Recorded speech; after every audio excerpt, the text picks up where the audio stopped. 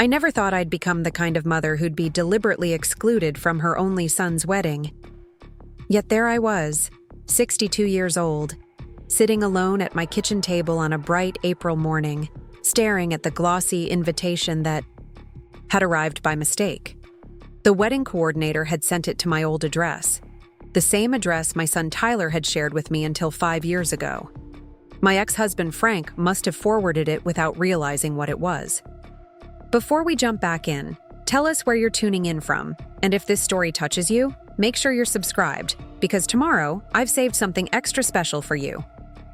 The ivory cardstock felt heavy in my hands, embossed with silver lettering announcing the union of Tyler James Bennett and Vanessa Marie Collins. The date was circled in elegant calligraphy, June 12th, just 2 months away. My son was getting married, and I hadn't even known he was engaged. The venue, listed on the invitation, made my heart skip. Willow Creek Estate. It was a stunning 19th-century mansion nestled in the rolling hills just outside our town of Mapleton. Coincidentally, the very property I had been quietly negotiating to purchase for the past 3 months. The owners, an elderly couple looking to retire to Florida, had accepted my offer just yesterday. The final paperwork was sitting on my desk, waiting for my signature. Life has a perverse sense of humor sometimes. I ran my fingers over the embossed letters, tracing my son's name. 5 years of silence stretched between us like an uncrossable chasm. 5 years since that terrible Thanksgiving when everything fell apart. 5 years of unanswered calls, returned birthday cards, and holidays spent alone while my heart ached for reconciliation. If you had told me back when Tyler was a little boy, when he would crawl into my lap for bedtime stories or hold my hand crossing the street, that someday he would cut me out of his life so completely that I wouldn't even know about his wedding, I would have laughed in disbelief. What mother could imagine such a future? What mother could bear it? The trouble had started long before that Thanksgiving dinner, of course. The seeds were planted when Frank left me for his 29-year-old administrative assistant Heather when Tyler was in his senior year of college. The divorce had been ugly, with Frank painting me as controlling and bitter, while conveniently glossing over his 2-year affair. Tyler, away at university and hearing only his father's carefully curated version of events, began pulling away from me. His visits home became shorter, his calls less frequent. I tried to take the high road, to never speak ill of Frank, to support Tyler through his final year without burdening him with my pain. Perhaps that was my mistake. My silence allowed Frank's narrative to take root. By graduation, Tyler was distant, almost formal with me. When he moved back to Mapleton after college, he chose an apartment closer to his father's new home with Heather, rather than staying with me in the house where he'd grown up. "He needs his space, Olivia," my sister Rachel had said when I confided. "My worries. All young men need to establish independence. He'll come around." I wanted to believe her. I threw myself into my real estate business, channeling my emotional energy into building the company I'd started as a side gig during my marriage. Ironically, the divorce had freed me to pursue my passion full-time. Within 3 years, Bennett Properties had become one of the most successful agencies in the county. I had found my footing professionally, even as my personal life remained fractured. Then came that fateful Thanksgiving. I had been thrilled when Tyler accepted my invitation.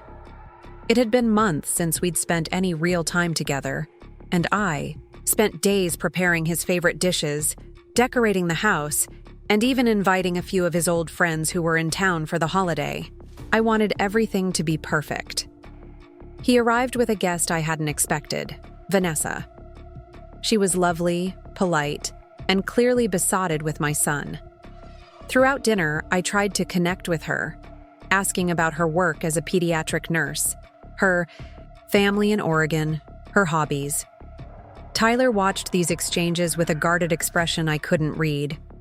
After dessert, as we sat in the living room with coffee, Tyler mentioned that he and Vanessa had been discussing their future. "We're thinking of relocating to Portland next year," he said, not quite meeting my eyes. "Vanessa's family is there, and there are better opportunities for me in architectural design." "Portland?" I repeated, unable to hide my dismay. "But you've just made junior partner at Mapleton Design Group, and that's across the country, Tyler." "It's what we want, Mom," he said firmly. "A fresh start." Something in his tone, the finality of it, triggered all my buried fears of abandonment. "Is this because of your father? Has he been telling you to move away?" Tyler's expression hardened. "Not everything is about you and Dad." "I never said it was. I just don't understand why you'd throw away everything you've built here." "Built here?" Tyler laughed bitterly. "You mean everything you've tried to control? Just like you tried to control Dad until he couldn't take it anymore." The words struck like physical blows. "Is that what he told you? That I controlled him? Did he also tell you about Heather? About the 2 years they were sneaking around behind my back while I was working 60-hour weeks to put you through college without student loans?" Vanessa looked uncomfortably between us, clearly wishing she were anywhere else. "There you go again," Tyler said, standing up. "Always the victim. Always making Dad the villain. Maybe if you hadn't been so obsessed with your career, with your perfect house and your country club membership, maybe Dad wouldn't have looked elsewhere." "Tyler!" The shock of hearing Frank's twisted narrative coming from my son's mouth left me breathless. "I can't do this anymore," he continued, gathering his coat. "The constant guilt trips, the martyrdom. Vanessa, let's go." "Please wait," I begged, following them to the door.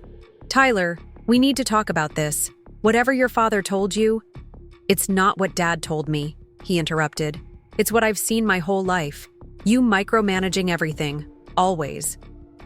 Needing to be in control, never listening to what anyone else wants. And now you're trying to make me feel guilty for building my own life." "That's not what I'm doing," I protested, tears welling up. "I just don't want to lose you." "You already have," he said coldly, and walked out the door. Those were the last words my son spoke to me. After that night, my calls went straight to voicemail. My texts received no reply. Christmas cards and birthday gifts were returned unopened. I drove to his apartment once, only to find he'd moved without telling me. Frank, when I confronted him about poisoning Tyler against me, merely shrugged and said, "He's an adult, Olivia. He makes his own decisions." Months turned into years. I threw myself even more deeply into my work, expanding Bennett Properties beyond residential sales into commercial real estate and property development.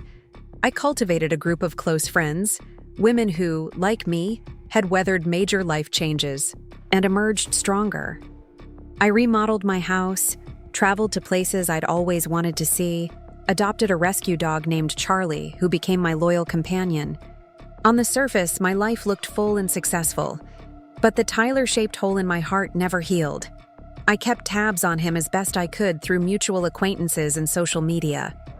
I knew he hadn't moved to Portland after all. He'd stayed in Mapleton, been promoted to senior partner at his firm. I would occasionally drive past his office building, hoping for a glimpse of him. Once, I saw him entering the building with Vanessa, both of them laughing at something. He looked happy, and that gave me a bittersweet comfort. And now, this invitation. A cruel twist of fate. Or perhaps an opportunity. I picked up my phone and called my lawyer, Margaret. "I want to expedite the Willow Creek Estate purchase," I said without preamble. "How quickly can we close?" "Olivia, I was just about to call you. The Hendersons signed the final paperwork this morning. We're ready whenever you are. But I thought you wanted to take your time with the inspections and—" "Things have changed," I interrupted. "I need to take possession as soon as possible, by the end of the month at the latest." There was a pause. Margaret had been my friend since before the divorce. She knew about Tyler. Preparing and narrating this story took us a lot of time, so if you are enjoying it, subscribe to our channel. It means a lot to us. Now back to the story. "Does this have something to do with Tyler?" she asked carefully. I took a deep breath. "He's getting married at Willow Creek in June. I just found out." "Oh, Olivia?" "He didn't invite me, Margaret. I got the invitation by mistake. He's getting married and he doesn't want me there." Another pause. "And you're buying the venue where he's planning to have his wedding?" "Olivia, I don't think—" "It's not what you think," I said quickly. "I'm not trying to sabotage his wedding. I wouldn't do that to him. But this might be my only chance to see him, to try one last time to make things right." Margaret sighed. "This could backfire spectacularly, you know." "I know, but I have to try. 5 years is too long, Margaret. He's my only child." "All right," she said finally. "I'll call the Hendersons today. We can probably close within 2 weeks if we push it." After hanging up, I sat for a long time looking at the invitation. What I was planning could indeed backfire horribly. Tyler might see it as another attempt to control him, to insert myself where I wasn't wanted. But I couldn't bear the thought of my son getting married without me at least trying to heal the rift between us. The next 2 weeks passed in a whirlwind of activity. The purchase of Willow Creek Estate was finalized with remarkable speed, thanks to Margaret's efficient handling and the Hendersons' eagerness to start their retirement in Florida. I took possession on April 30th, just 6 weeks before Tyler's wedding. Willow Creek was even more beautiful than the photos had suggested. The main house was a magnificent 3-story Victorian with wraparound porches, delicate gingerbread trim, and a turret that offered views across the entire valley. The grounds featured formal gardens, a small apple orchard, and a picturesque creek spanned by a quaint wooden bridge, the perfect backdrop for wedding photos. The previous owners had been operating Willow Creek as an event venue for nearly a decade, with a loyal staff and bookings extending more than a year into the future. I assured everyone that their jobs were secure and that all scheduled events would proceed as planned, including the Bennett-Collins wedding on June 12th. Mrs. Henderson mentioned that her son is friends with the groom, said Diane, the estate's longtime event coordinator, as she walked me through the wedding schedule. She was a brisk, efficient woman in her 50s who clearly knew her business. "Tyler Bennett, right? He's booked our premier package. The ceremony will be in the Rose Garden, cocktail hour on the East Lawn, and the reception in the ballroom. We're expecting about 150 guests." My heart contracted at hearing these details of my son's wedding day, details I should have been helping to plan. "Is there a problem, Ms. Bennett?" Diane asked, noticing my expression. "No problem," I assured her. "And please, call me Olivia." "Will you be present for the event?" she asked.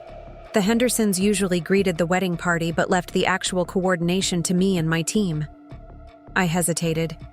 "Yes, I'll be here. Tyler is my son."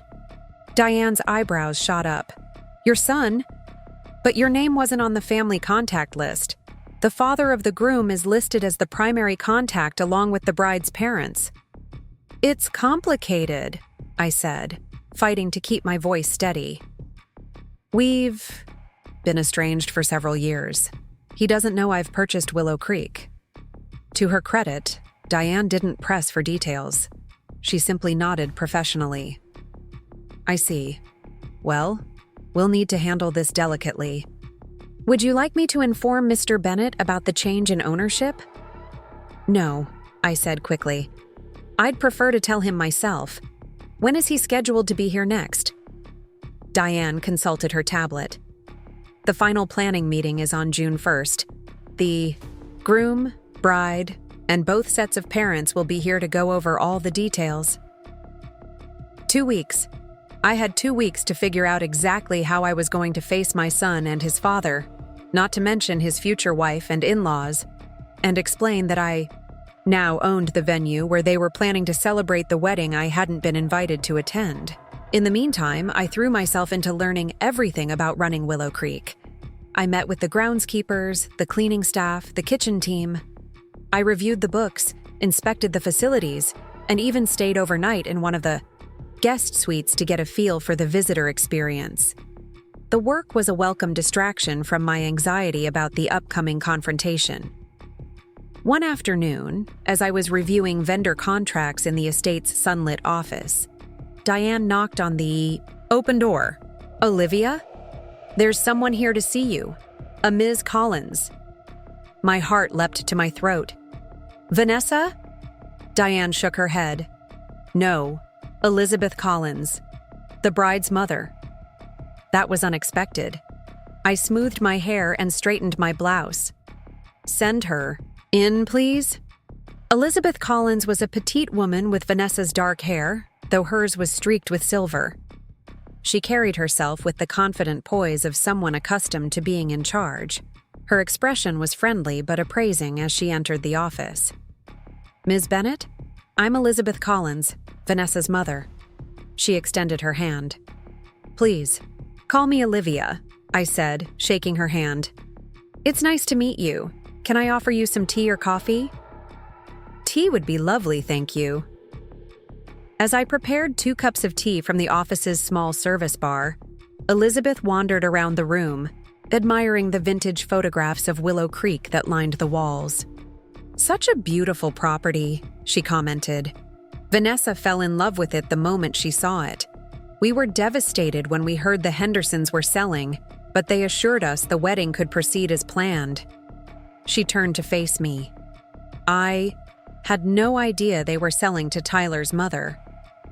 So she knew who I was.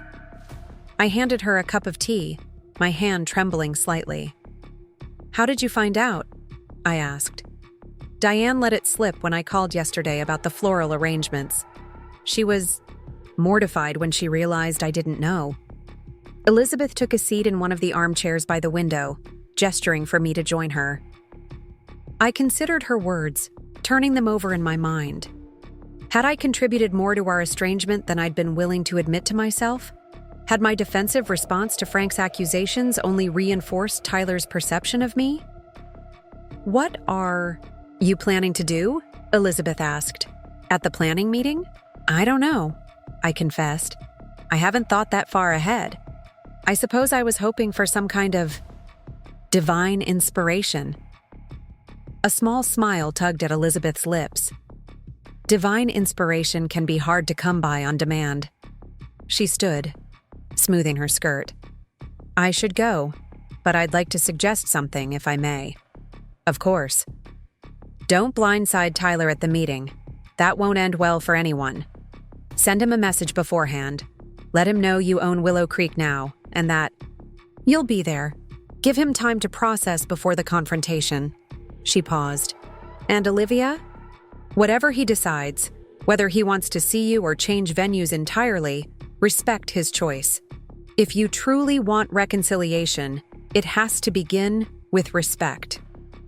After Elizabeth left, I sat for a long time contemplating her advice. She was right, of course. Surprising Tyler at the planning meeting would be disastrous, reinforcing his belief that I was manipulative and controlling. But the thought of reaching out directly after years of silence with such momentous news was terrifying. What if he changed venues? What if this one chance to reconnect slipped away? That evening, I called Rachel for advice. "She's right," my sister said immediately. "You have to tell him, Liv, otherwise it's a setup." "But what do I say? Surprise? I bought your wedding venue? He'll think I'm crazy." "Maybe you are a little crazy," Rachel said, a smile in her voice. "But you're also his mother, and you're right that this might be your only chance to break through. Just be honest. Tell him you received the invitation by mistake, that you happen to be in negotiations for Willow Creek, and that you want to assure him his wedding plans don't need to change. And if he wants to change venues? Then you respect that, like Elizabeth said. This isn't about forcing your way back into his life, Liv. It's about opening a door and seeing if he wants to walk through it." After hanging up, I drafted and deleted a dozen text messages to Tyler. Each felt wrong, Too casual or too formal, too apologetic or not apologetic enough. Finally, I settled on simple honesty. Tyler, this is your mother. I need to let you know that I've purchased Willow Creek Estate, where I understand you're planning your wedding. This wasn't done to interfere with your plans. I've been looking to invest in an event property for some time. Your wedding can absolutely proceed as scheduled. I just didn't want you to be surprised when you come for the planning meeting on June 1st. If you prefer, I can make myself scarce that day. Whatever you decide, I'll respect your wishes. My finger hovered over the send button for a full minute before I finally pressed it. Then I held my breath, waiting for a response that might never come. To my surprise, the reply came less than 5 minutes later. How did you know about my wedding? No greeting, no acknowledgement of the property purchase. Just that one question, loaded with suspicion. I typed back. An invitation was sent to the house by mistake. Your father forwarded it to me. 3 dots appeared, disappeared, appeared, again. Finally. So you bought my wedding venue? Seriously, Mom? At least he called me Mom. That was something. It really was a coincidence, Tyler. Willow Creek came on the market 3 months ago, long before I knew about your wedding. I've been looking to diversify my business, but I won't lie. When I realized the connection, I did speed up the purchase process.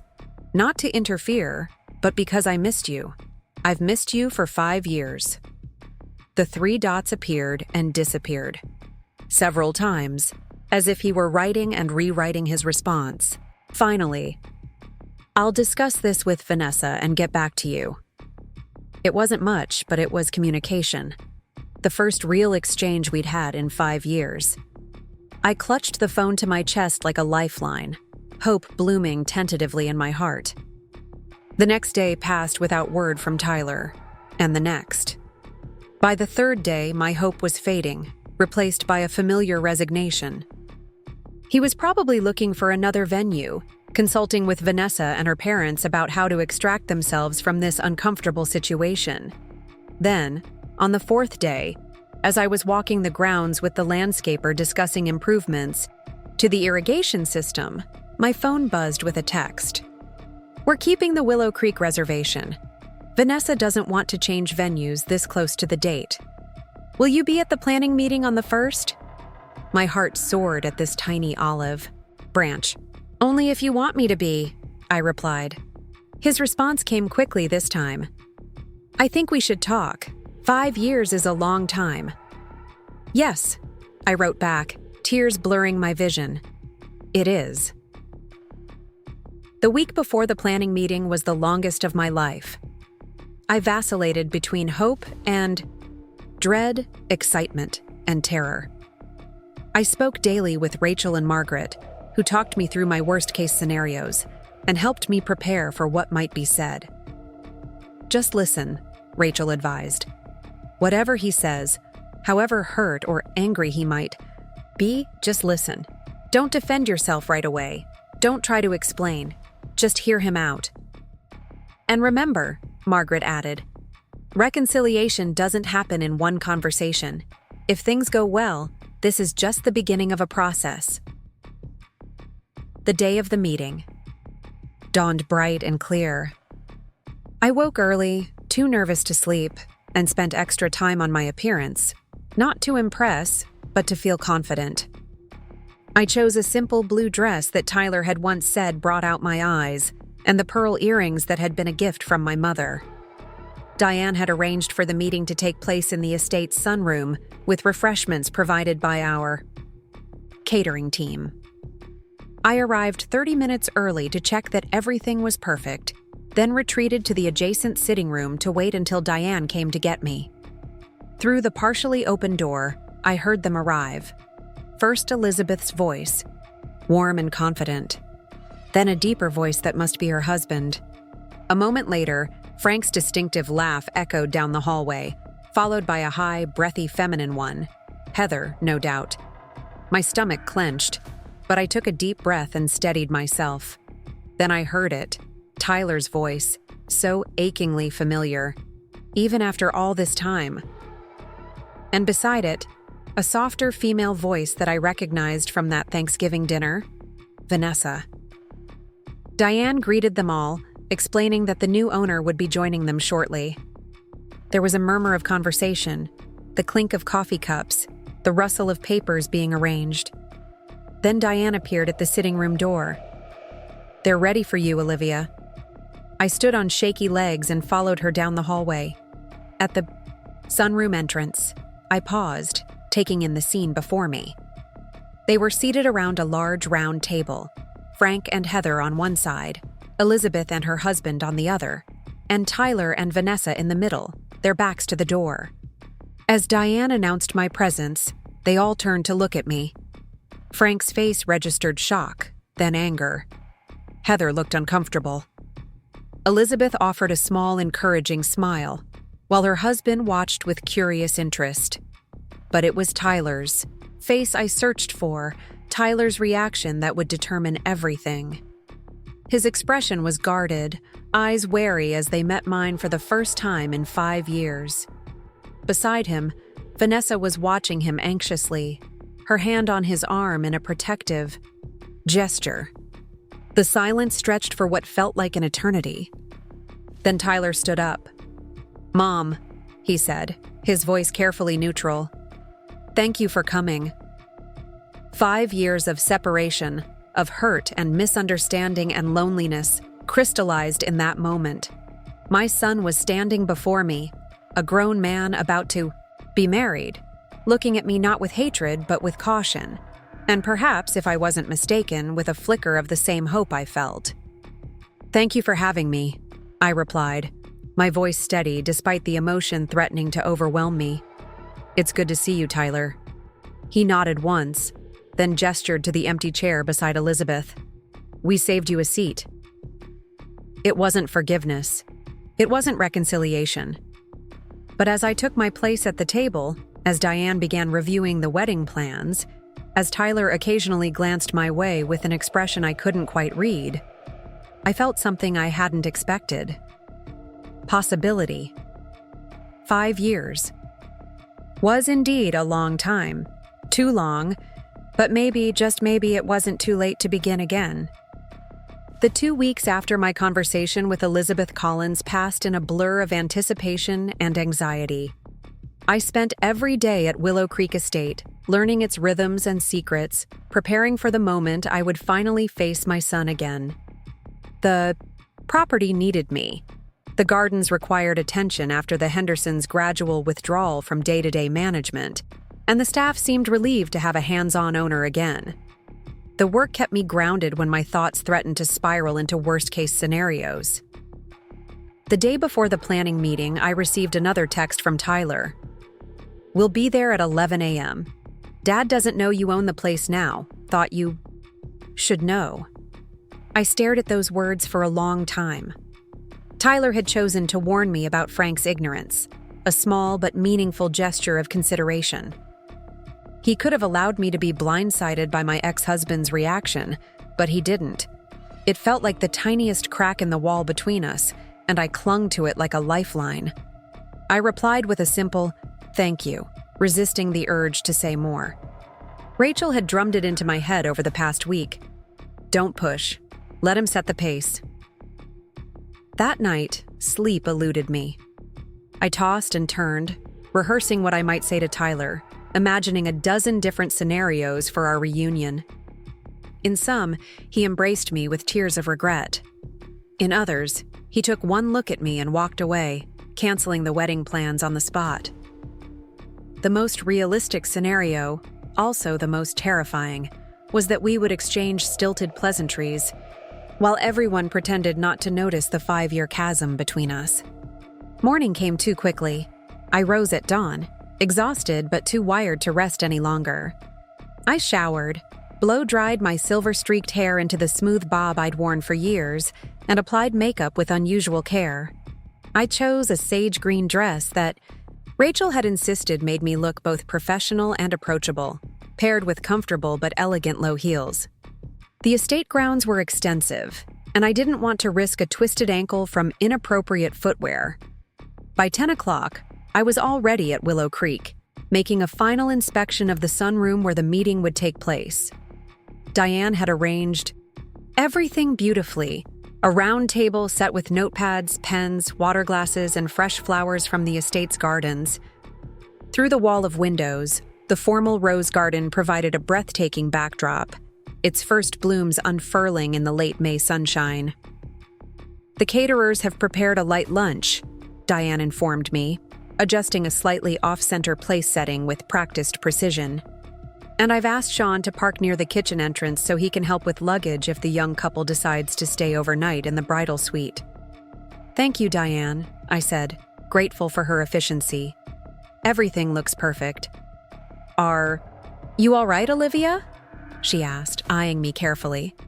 "You look a bit pale." "Just nervous," I admitted. "It's been a long time since I've seen my son." She squeezed my arm sympathetically. "Family estrangements are never easy. My sister and I didn't speak for 8 years after a disagreement over our mother's care. But we found our way back to each other eventually." "How did you reconcile?" I asked, curious about how others navigated these treacherous waters. "Her daughter, my niece, got sick. Cancer." Diane's face clouded briefly with the memory. "Some things make you realize that pride and old hurts just aren't worth it. Emma recovered, thank God, and my sister and I, well, we remembered we were sisters first and foremost." I nodded, understanding the sentiment, but wondering if Tyler and I would need something equally dramatic to break through our impasse. At precisely 10:45, Diane's walkie-talkie crackled to life. "First car coming up the drive," announced a male voice I recognized as Sean's. "That's my cue," I said, straightening my dress one last time. "I'll wait in the library until everyone has arrived." The library was a cozy room adjacent to the sunroom, connected by a set of pocket doors currently closed. Through the room's bay window, I watched as a sleek black SUV pulled up to the main entrance. Elizabeth and her husband David emerged, followed by a young woman who could only be Vanessa. She was even more beautiful than I remembered, with her mother's dark hair and fine features dressed in a floral sundress that fluttered in the light breeze. A second car arrived moments later, a silver Mercedes I recognized as Frank's. My stomach tightened as he stepped out, still handsome at 64 despite the additional gray in his hair and the slight thickening of his waist. Heather followed, looking surprisingly conservative in a beige pantsuit, her blonde hair pulled back in a chignon. She'd aged well in the 8 years since she'd first entered our lives, though fine lines had begun to form around her eyes and mouth. I felt a petty satisfaction at this evidence of time's passage. Then a third car appeared, a dark blue BMW I didn't recognize. Tyler was driving, his profile so achingly familiar it made my breath catch. He parked and sat motionless for a long moment before finally emerging. He looked more mature than when I'd last seen him, his jawline sharper, his shoulders broader under his light blue dress shirt. At 30, he was unmistakably a man now, not the boy I still sometimes pictured in my mind. From my vantage point, I watched the awkward dance of greetings unfold. Frank embraced Vanessa warmly, then clapped Tyler on the shoulder. Elizabeth hugged my son with genuine affection, while David shook his hand enthusiastically. They seemed like a happy extended family, comfortable with one another in a way that made my exclusion all the more painful. Diane appeared on the front steps, welcoming them with professional grace. I couldn't hear their conversation, but I saw the moment when Frank's expression changed from pleasant to confused, as Diane presumably explained about the change in ownership. His head whipped toward Tyler, his body language suddenly tense. Tyler nodded, confirming whatever question Frank had asked, then said something that made Frank's face darken with anger. I moved away from the window, not wanting to be caught spying. My heart hammered in my chest as I heard the group enter the main hall, their voices echoing in the high-ceilinged space. Diane was directing them toward the sunroom, her practiced hostess voice cutting through the murmur of conversation. "The new owner will be joining us shortly," I heard her say. "She's very excited about hosting your special day." There was a moment of silence, then Frank's voice, sharp with suspicion. "Who exactly is this new owner?" Before Diane could answer, Tyler spoke up. "Let's just get settled first, Dad." The sound of chairs being pulled out, of people arranging themselves around the table, filtered through the closed pocket doors. I took a deep breath, squared my shoulders, and nodded to Diane when she peeked in to check if I was ready. She slid the pocket doors open. "Ladies and gentlemen, I'd like to introduce the new owner of Willow Creek Estate, Ms. Olivia Bennett." I stepped through the doorway, feeling every eye in the room turn toward me. The silence was immediate and absolute, broken only by the soft ticking of the antique clock on the mantelpiece. Frank recovered first. "What the hell is this?" he demanded, half rising from his chair. "Tyler, did you know about this?" "Sit down, Frank," Elizabeth said calmly. "This isn't the time or place for a scene." "I think it's exactly the time for an explanation," Frank retorted, but he sank back into his chair, glaring at me with undisguised hostility. I kept my eyes on Tyler, who was watching me with an unreadable expression. Beside him, Vanessa looked nervous but composed, her hand resting protectively on his arm. "Thank you all for coming," I said, proud of how steady my voice sounded despite the emotions churning inside me. As Diane mentioned, I recently purchased Willow Creek Estate as an investment property. I want to assure you that all previously booked events, including your wedding, will proceed exactly as planned. How convenient that you just happened to buy the venue where our son is getting married, Frank said sarcastically. "A son, I might add, who specifically didn't invite you to the wedding." "Frank, please," Tyler said quietly. I was surprised by his intervention. For a moment, our eyes met directly for the first time in 5 years. I saw wariness there, and something else. Uncertainty, perhaps, but not hatred, not the cold dismissal I'd feared. "I understand this is unexpected," I continued, addressing the whole group but speaking mainly to Tyler. "When I began negotiations for Willow Creek 3 months ago, I had no idea Tyler was planning to be married here. I found out only when I received a misdirected invitation." I looked at Vanessa. "The wedding coordinator sent it to my old address." "So, you thought you'd what? Force your way into the wedding by buying the venue?" Frank scoffed. "No," said firmly. "I would never disrupt Tyler and Vanessa's special day. This property was a sound business investment that aligned with my company's expansion plans. The timing was coincidental." Frank began, but David Collins cut him off. "Perhaps we could focus on the wedding plans," he suggested. Diplomatically. "That is why we're all here, after all." Diane seized the opening. "Absolutely. I have the final timeline here for your approval, along with the updated menu selections and the seating chart for the reception." For the next hour, we proceeded with the planning meeting in a state of forced normality. Diane led us through each aspect of the wedding day with professional efficiency: the ceremony in the rose garden, the cocktail hour on the terrace, the reception in the grand ballroom. Vanessa's parents asked thoughtful questions about logistics and timing. Frank contributed little, his mouth set in a tight line of disapproval. Heather looked uncomfortable, picking at her cuticles and avoiding eye contact with everyone. Tyler participated actively but carefully, his responses measured and deliberate. Several times, I caught him glancing at me when he thought I wasn't looking, a curious assessment in his gaze.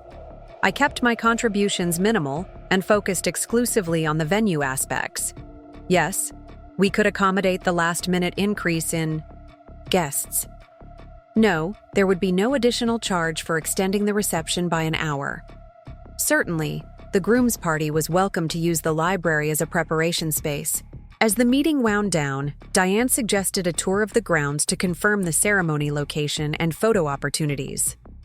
Frank immediately declined. "Heather and I have seen the property already," he said curtly. "We'll wait in the car." "Actually, Dad," Tyler said, his voice quiet but firm, "I'd like you to stay. We need to finalize the photo locations." Frank hesitated, clearly torn between his desire to leave and his wish to support his son. Finally, he nodded stiffly. "Fine." As our group moved outside, Tyler fell back to walk beside me, creating a small bubble of privacy at the rear of the procession. For several moments, we walked in silence, the only sound the crunch of gravel beneath our feet. I didn't dare speak first, afraid of saying the wrong thing and shattering this fragile proximity. "You look well, Mom," he said finally, his voice carefully neutral. "Thank you," I replied, my heart leaping at the simple acknowledgement. "So do you. I've missed you, Tyler." He nodded, his eyes fixed on the path ahead. "Did you really buy this place without knowing about the wedding?" "I started the purchase process before I knew," I said honestly.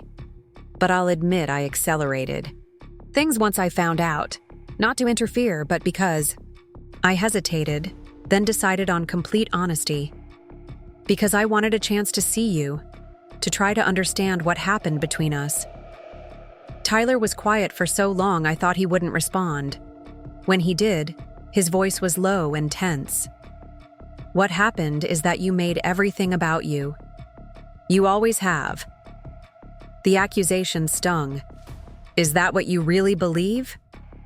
"It's what I experienced," he said, still not looking at me. "Growing up, everything had to be done your way.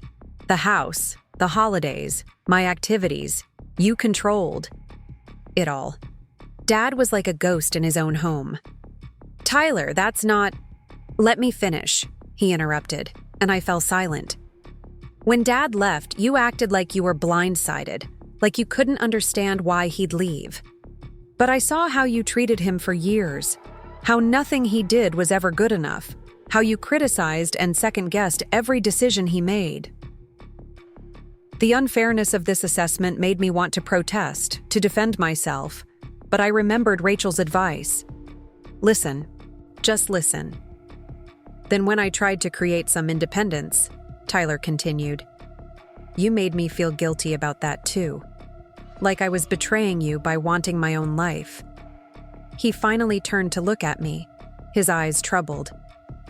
"Do you have any idea how exhausting it is to be responsible for someone else's happiness?"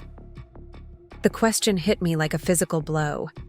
Had I really placed that burden on my son? Had my own fear of abandonment, my need for connection, become a weight he couldn't bear? "I never meant to make you feel that way," I said softly. "But you did," he replied. "And when I finally tried to talk to you about it that Thanksgiving, you immediately made it about Dad, about his affair, about how you were the victim. You couldn't hear what I was saying." We had reached the rose garden now, the rest of our group already wandering among the blooms, discussing the best backdrop for the ceremony. Tyler and I stopped at the garden's edge, facing each other properly, for the first time in 5 years. "I'm sorry," I said, the words inadequate but necessary. "I didn't understand then what you were trying to tell me. I was so hurt by your father's betrayal that I couldn't see beyond my own pain. That wasn't fair to you." Something in Tyler's expression shifted slightly, not softening exactly, but opening. "No, it wasn't." "Would you be willing?" I began, then hesitated, afraid of asking too much too soon. "Would you be willing to talk more? Maybe have lunch sometime, just the two of us?" Tyler glanced over to where Frank was standing with the Collins family, inspecting an arbor draped with climbing roses. "I don't know, Mom. This is a lot to process." He turned back to me. "I need some time." It wasn't the reconciliation I'd hoped for, but it wasn't rejection either. "I understand," I said. "However much time you need." An uncomfortable silence fell between us. In the distance, I could see Vanessa watching us with concern. clearly debating whether to come over. For what it's worth, I said finally, Vanessa seems wonderful. I'm happy you found someone who loves you. A small, genuine smile touched Tyler's lips for the first time that day. She is wonderful. She's been encouraging me to reach out to you for months. Really? The revelation surprised me. She grew up without her grandfather because of some stupid family feud, Tyler explained. She always regretted not getting to know him before he died. She doesn't want that for her. He stopped abruptly. For your children someday, I finished. Gently. He nodded, looking slightly embarrassed. We're not planning on starting a family right away, but yeah, eventually. The thought of grandchildren I might never know had haunted me over the years of estrangement.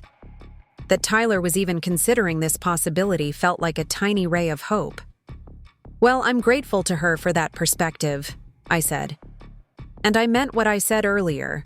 Your wedding will proceed exactly as planned. Whether or not I'm included in the celebration is entirely up to you. Before Tyler could respond, Frank approached, his expression stormy. Tyler, we need to get going. We have that meeting with the band at 2. Right, Tyler said, checking his watch. I'll be there. In a minute, Dad. Frank shot me a venomous look before turning on his heel and walking back toward the house. The tension in his wake was palpable. He's still angry, I observed unnecessarily. He's protective, Tyler corrected. He thinks you're trying to manipulate. And what do you think? I asked, holding my breath for his answer. Tyler considered me for a long moment. I think you're trying to fix something that's been broken for a long time. I'm just not sure if it can be fixed. It wasn't the answer I'd hoped for, but it was honest. I'd like to try if you're willing. I'll think about it, he said, neither committing nor refusing. I should go before Dad comes back. Of course. We walked back toward the house in silence, maintaining a careful distance between us. As we reached the front steps where the others were gathered, Tyler cleared his throat. About the wedding, he began awkwardly. You don't have to decide anything now, I assured him quickly. Take your time. He nodded, seeming relieved. Thank you for being reasonable about all this. I'm trying to be, I said honestly. I know I haven't always been in the past. Something like surprise flickered across his face at this admission.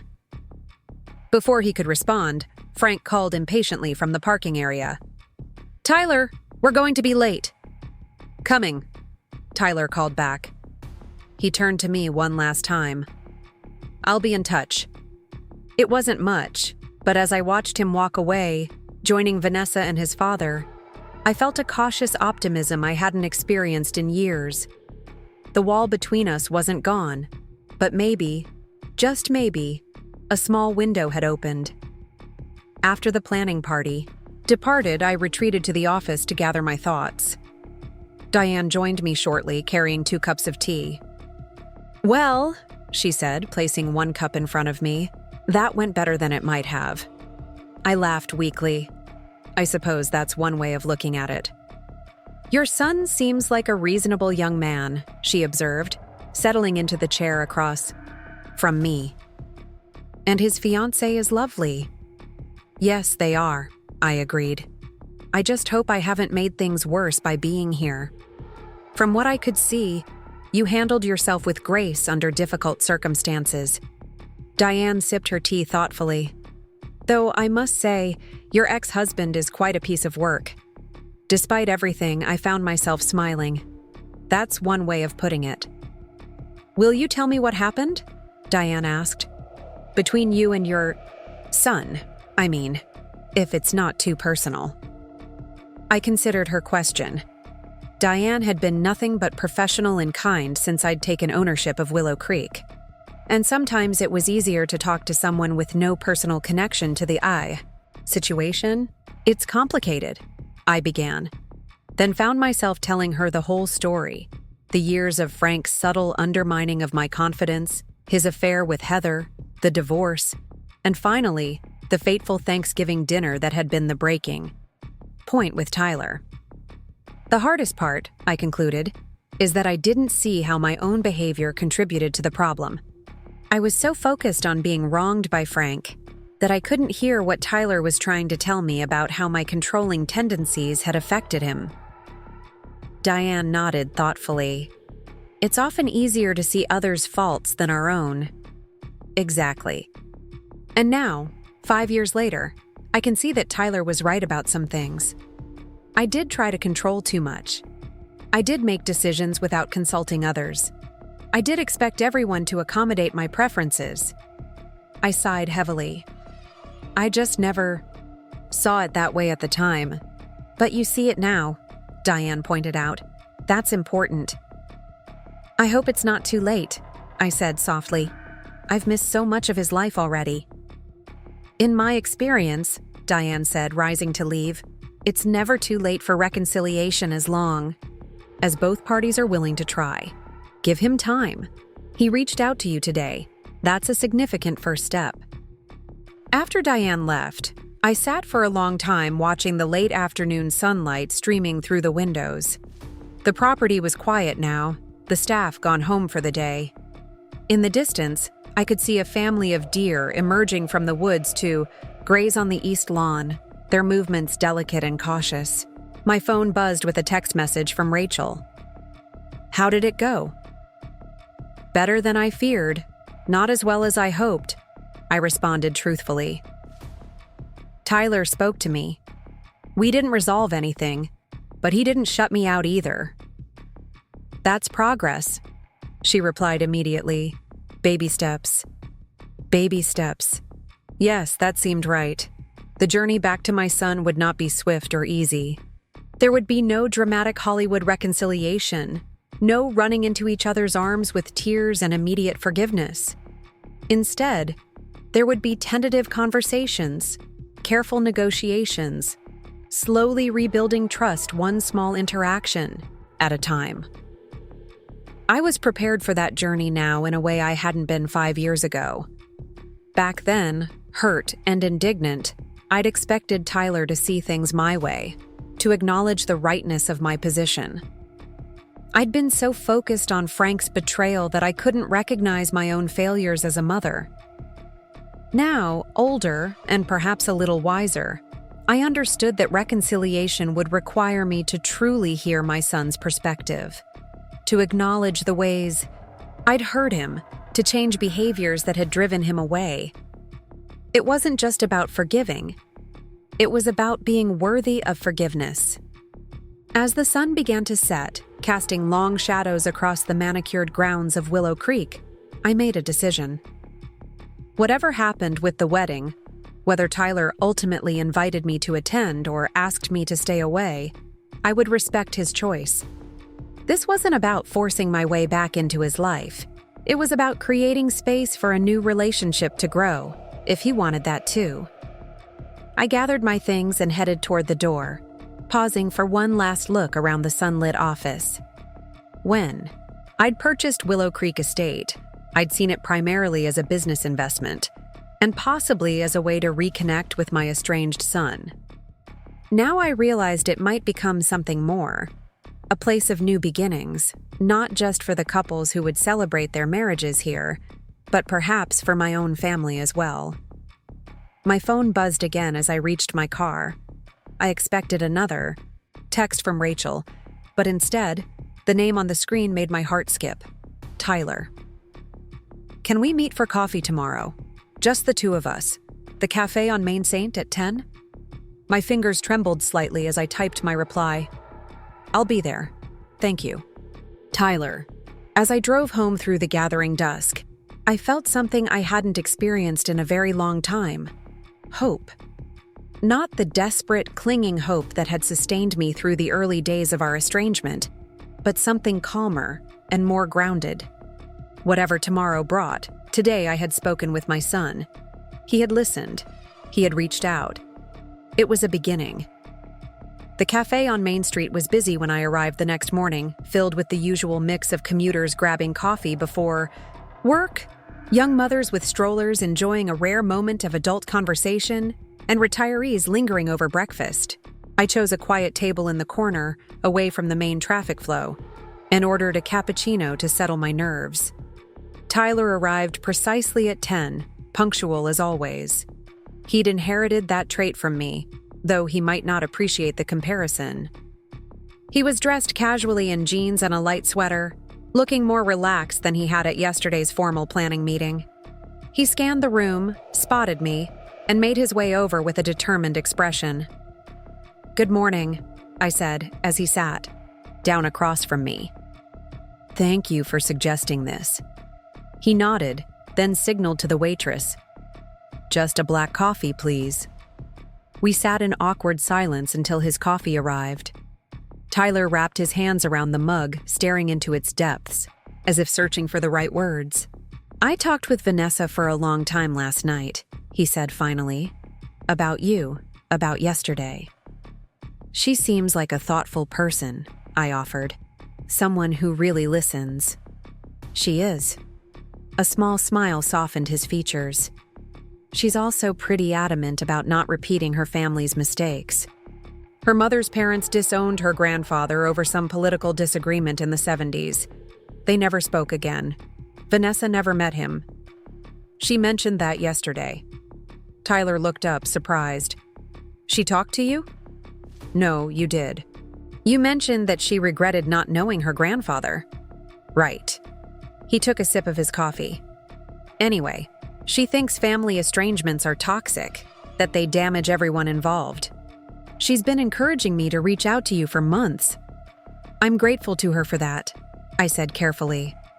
"I wasn't ready," Tyler admitted. "I'm still not sure I am. But seeing you yesterday, talking to you..." He hesitated. "It wasn't as hard as I thought it would be." Relief washed through me. I felt the same way. "Dad was furious," Tyler continued. "He thinks you manipulated this whole situation, that you're trying to worm your way back into my life to get back at him somehow." "And what do you think?" I asked, my heart in my throat. Tyler studied me for a long moment. "I think you miss me," he said simply. "And I think you've changed." "I have," I confirmed, seizing the opening. "Tyler, I've had a lot of time to think about what happened between us. About what you said at Thanksgiving and yesterday in the garden. You were right about many things. I was controlling. I did. Make our family life revolve around my preferences. I did put too much pressure on you to fulfill my emotional needs." He looked startled by my direct acknowledgement. "I didn't expect you to say that. 5 years ago, I couldn't have," I admitted. "I was too hurt, too defensive. But time and therapy have given me perspective. I can see now how my behavior affected you, and I'm truly sorry for that." Tyler's expression softened slightly. "Thank you for saying that. I don't expect instant forgiveness," I continued. "I know trust has to be rebuilt over time, but I'd like the chance to try, if you're willing." He was quiet for several moments, turning his coffee mug slowly between his palms. "I'm not ready to just pick up where we left off," he said finally. "Too much has happened." "I understand," I said, trying to hide my disappointment. "But," he continued, meeting my eyes directly, "I think maybe we could start small. Coffee, occasionally, getting to know each other again as the people we are now, not who we were 5 years ago." Hope bloomed in my chest. I'd like that very much. "And about the wedding." Tyler hesitated, clearly choosing his words carefully. "Dad doesn't want you there. He says it will ruin the day for everyone." Though I'd expected this, the words still stung. "I understand. But it's not his decision," Tyler continued, surprising me. "It's mine and Vanessa's. And Vanessa feels strongly that excluding you would cast a shadow over the celebration, especially now that we've reconnected." My heart beat faster. "What are you saying?" "I'm saying that if you want to come to the wedding, you're invited. Tyler held up a hand to forestall any effusive response. But there are conditions. Of course, I said quickly. Anything. First, this has to be about Vanessa and me, not about you and Dad. No drama, no confrontations. Absolutely, I agreed. I can be civil if he can. Tyler nodded. Second, I think it would be best if you weren't introduced as the venue owner during the ceremony or reception. It might be awkward to explain to the extended family. I hadn't considered that complication. That's fine. Diane can handle any venue issues that arise. And third, Tyler said, his expression serious, this invitation isn't a promise that everything's fixed between us. We still have a lot to work through. I understand, I said softly. One day at a time. He nodded, seeming satisfied. Then yes, we'd like you to come to the wedding, as my mother. My eyes filled with tears that I quickly blinked away, not wanting to make him uncomfortable with an emotional display. Thank you, Tyler. That means more to me than I can say. A small smile tugged at the corner of his mouth. Vanessa will be pleased. She's already figuring out where to seat you. Not too close to your father, I hope, I said, attempting a light tone. Tyler's smile broadened slightly. Definitely not. We're not trying to create a disaster. For the next hour, we talked, really talked, for the first time in years. Tyler told me about his work at the architectural firm, his growing interest in sustainable design, his and Vanessa's dream of building their own home someday on a piece of land they'd purchased just outside of town. I shared stories about the growth of my business, my travels, my volunteer work with a local literacy program. We carefully avoided the most painful topics, Frank's ongoing influence, the years of silence between us, the family holidays and milestones we hadn't shared. There would be time for those conversations later, I hoped. For now, it was enough. To be sitting across from my son, watching his expressions animate as he described his passions, hearing his voice without the edge of anger that had characterized our last encounters. As our coffee cups emptied and the morning crowd thinned, Tyler glanced at his watch. I should get going. I have a client meeting at noon.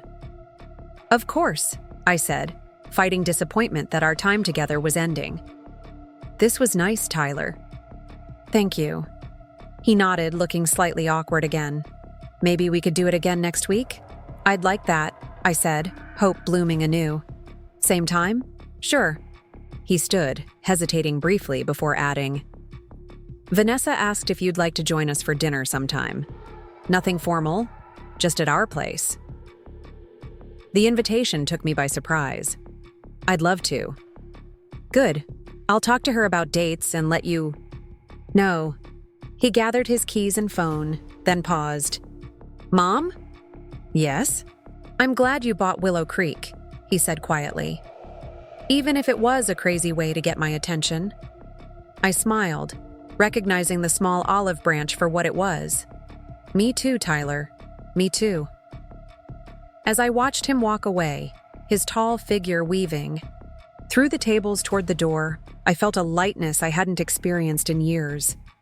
The road ahead would not be easy. Frank's opposition, years of hurt to address, trust to rebuild. But today, at least, we had taken the first step together. I pulled out my phone to text Rachel the good news, then hesitated. Instead, I opened my calendar and marked next Tuesday at 10. Coffee with Tyler. Not a momentous event to most people, perhaps, but to me, it represented something precious. A second chance with my son. Outside the cafe window, Mapleton continued its daily rhythms. People hurrying to appointments, shopkeepers arranging displays, couples walking hand in hand. Life going on, as it always did. But now, for the first time in 5 years, I felt fully part of that flow again, reconnected to the future through the tenuous but real thread that linked me to my son. As I gathered my purse and prepared to leave, I caught sight of my reflection in the cafe window. I was smiling, I realized with surprise. actually smiling, without effort or pretense. Whatever happened next, with the wedding, with our fragile reconciliation, with the challenges still to come, today I had sat across from my son and begun to build a bridge across the chasm between us. It was enough. For now, it was more than enough. The days following my coffee with Tyler passed with a strange mix of anticipation and trepidation. Each morning I woke with the surreal awareness that my son was back in my life, tenuously, cautiously, but present nonetheless. After 5 years of silence, even these careful steps toward reconciliation felt miraculous. I threw myself into preparations for the wedding, determined to make Willow Creek Estate perfect for Tyler and Vanessa's special day. I directed the groundskeeping staff to pay particular attention to the rose garden where the ceremony would take place. I approved upgrades to the sound system in the ballroom and ordered new linens for the reception tables. Each decision was made with Tyler and Vanessa in mind, a silent gift from a mother who had been absent too long. Diane, observing my meticulous attention to every detail, raised an eyebrow as I inspected the newly polished silver candelabras for the third time. "You know we have an excellent staff who've been handling these events for years," she remarked, her tone gently teasing. "The wedding would proceed beautifully without you hovering over every centerpiece." I set down the candelabra, slightly embarrassed. "Am I being obsessive?" "Just a bit," she said with a kind smile. "It's understandable, but perhaps channel that energy somewhere more productive?" She was right, of course. My intense focus on the wedding preparations was partly a distraction from the deeper work of rebuilding my relationship with Tyler. Polishing silver wouldn't heal the wounds between us. "What would you suggest?" I asked. Diane considered for a moment. "Well, you mentioned wanting to make some updates to the venue. Perhaps focusing on longer-term improvements would be a better use of your time, and give you something to think about beyond June 12th. It was insightful advice. I had been so fixated on the wedding that I hadn't allowed myself to consider what would come after, as if my relationship with Tyler would be determined solely by how perfectly that one day unfolded. "You're very wise, Diane," I said. "I think I'll take your suggestion." That afternoon, I retreated to the estate's office and began drafting plans for Willow Creek's future. The property had good bones, but the Hendersons had let some aspects slide in recent years. The guest cottages needed updating, the commercial kitchen required modernization, and the website was woefully outdated. Planning these improvements gave me a sense of purpose beyond Tyler's wedding, a reminder that I had purchased Willow Creek as a business venture, not merely as a means to reconnect with my son. As I worked, my phone chimed with a text message. I expected it to be from Rachel, who had been checking in daily since my coffee meeting with Tyler. Instead, I was surprised to see Vanessa's name on the screen. We had exchanged numbers at the planning meeting, but this was her first direct contact. "Hi, Olivia. Wondering if you're free for lunch tomorrow. Just the two of us. There's a bakery downtown that makes amazing quiche. Let me know." I stared at the message, both touched and slightly apprehensive. What did Vanessa want to discuss? Was this Tyler's idea or her own initiative? I typed and deleted several responses before settling on a simple, "I'd love to. What time works for you?" Her reply came quickly. 12:30? I can get away from the hospital for about an hour. We confirmed the details, and I found myself both looking forward to and dreading the meeting. Vanessa clearly held considerable influence over Tyler's decision to reconnect with me. I was grateful for her intervention, but wary of somehow saying the wrong thing and undoing the fragile progress we had made. The following day, I arrived at the bakery 15 minutes early, anxious to make a good impression. The small cafe was charming, with exposed brick walls, rustic wooden tables, and the heavenly aroma of fresh-baked bread.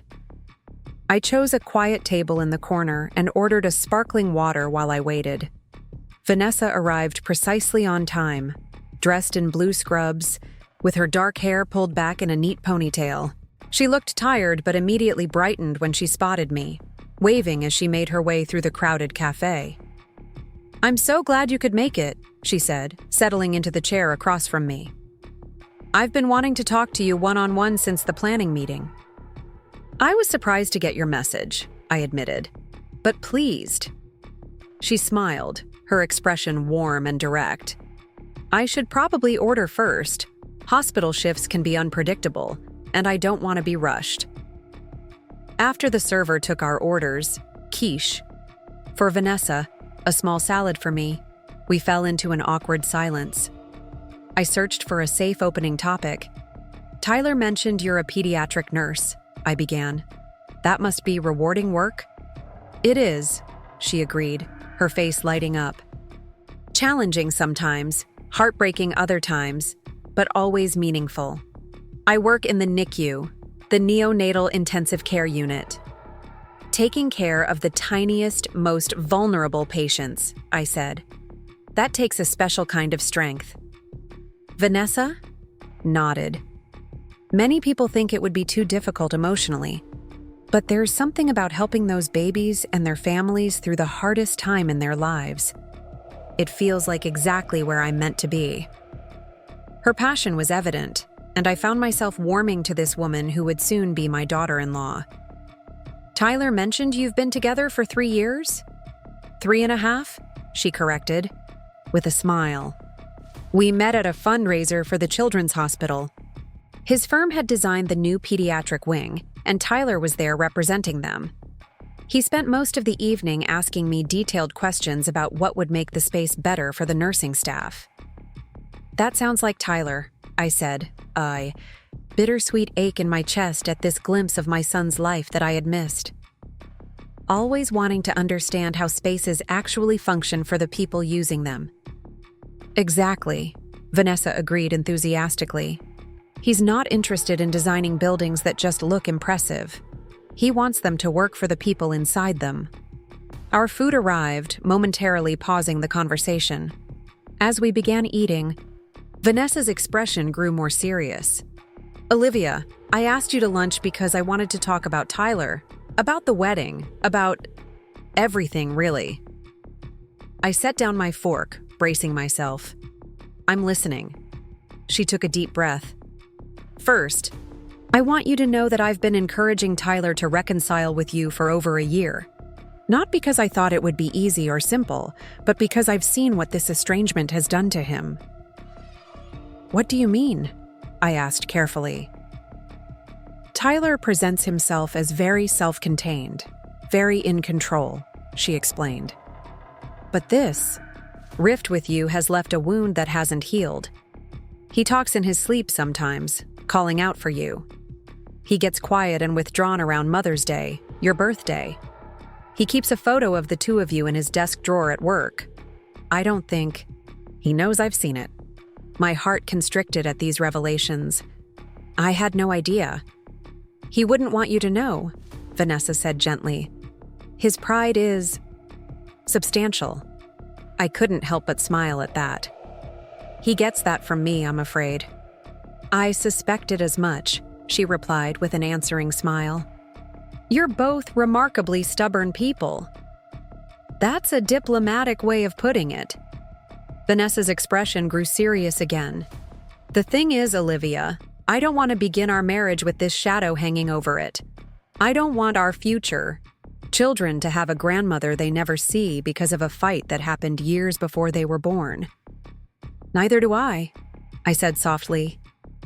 "I can't tell you what it means to me that you've encouraged Tyler to reach out." "It wasn't entirely selfless," she admitted. "My own family has its share of dysfunction. My mother's parents cut off contact with her brother, my uncle, over political differences decades ago. He died before I was born, and my grandfather spent the rest of his life regretting their estrangement." Her eyes met mine directly. "I don't want that for Tyler, or for you."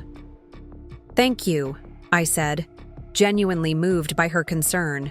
I don't want that either. Vanessa hesitated, then plunged ahead.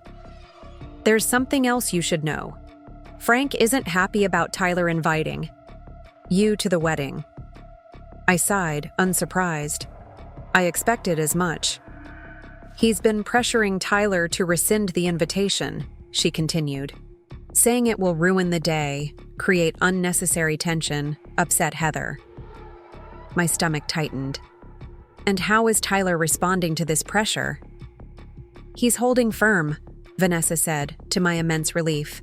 But it's causing tension between them. Frank can be persuasive when he wants to be. I knew that all too well.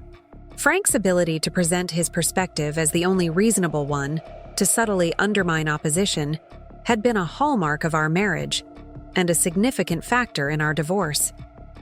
I don't want to cause problems between Tyler and his father, I said cautiously. That's exactly what Frank is counting on, Vanessa replied, surprising me with her insight. He knows you'll back down if you think it will help Tyler. You're very perceptive, I observed. She shrugged slightly. I grew up with a father who was an expert manipulator. You develop a radar for those tactics. I considered this information carefully. What would you like me to do? Stand your ground, she said immediately. Come to the wedding. Be present for your son. Don't let Frank push you out of this significant moment in Tyler's life, even if it creates conflict. Even then, Vanessa leaned forward intently. Olivia, reconciling with you is something Tyler wants, even if he struggles to admit it. Don't let Frank take that away from either of you. Her fierce protectiveness of Tyler's emotional well-being touched me deeply. My future daughter-in-law was fighting for my place in my son's life with more determination than I had shown in recent years. You're remarkable, I said honestly. Tyler is lucky to have found you. A slight blush colored her cheeks. I love him. I want him to be whole, not carrying these unresolved hurts forever. I want that too, I assured her. And I promise you, I won't back down. I'll be at the wedding if Tyler still wants me there. Good. She glanced at her watch and sighed. I need to get back to the hospital soon. Of course. Thank you for making time to meet with me. As we gathered our things, Vanessa hesitated. There's one more thing. Tyler and I would like you to come to dinner at our place next week. Wednesday evening, if you're free. I'd love that, I said, delighted by the invitation. Frank and Heather will be there too, she added, watching my reaction carefully. We're having both families over to discuss some final wedding details. My enthusiasm dimmed slightly at the thought of spending an evening with Frank and Heather, but I kept my expression neutral. I understand. That makes sense. You don't have to come if it would be too uncomfortable, Vanessa offered.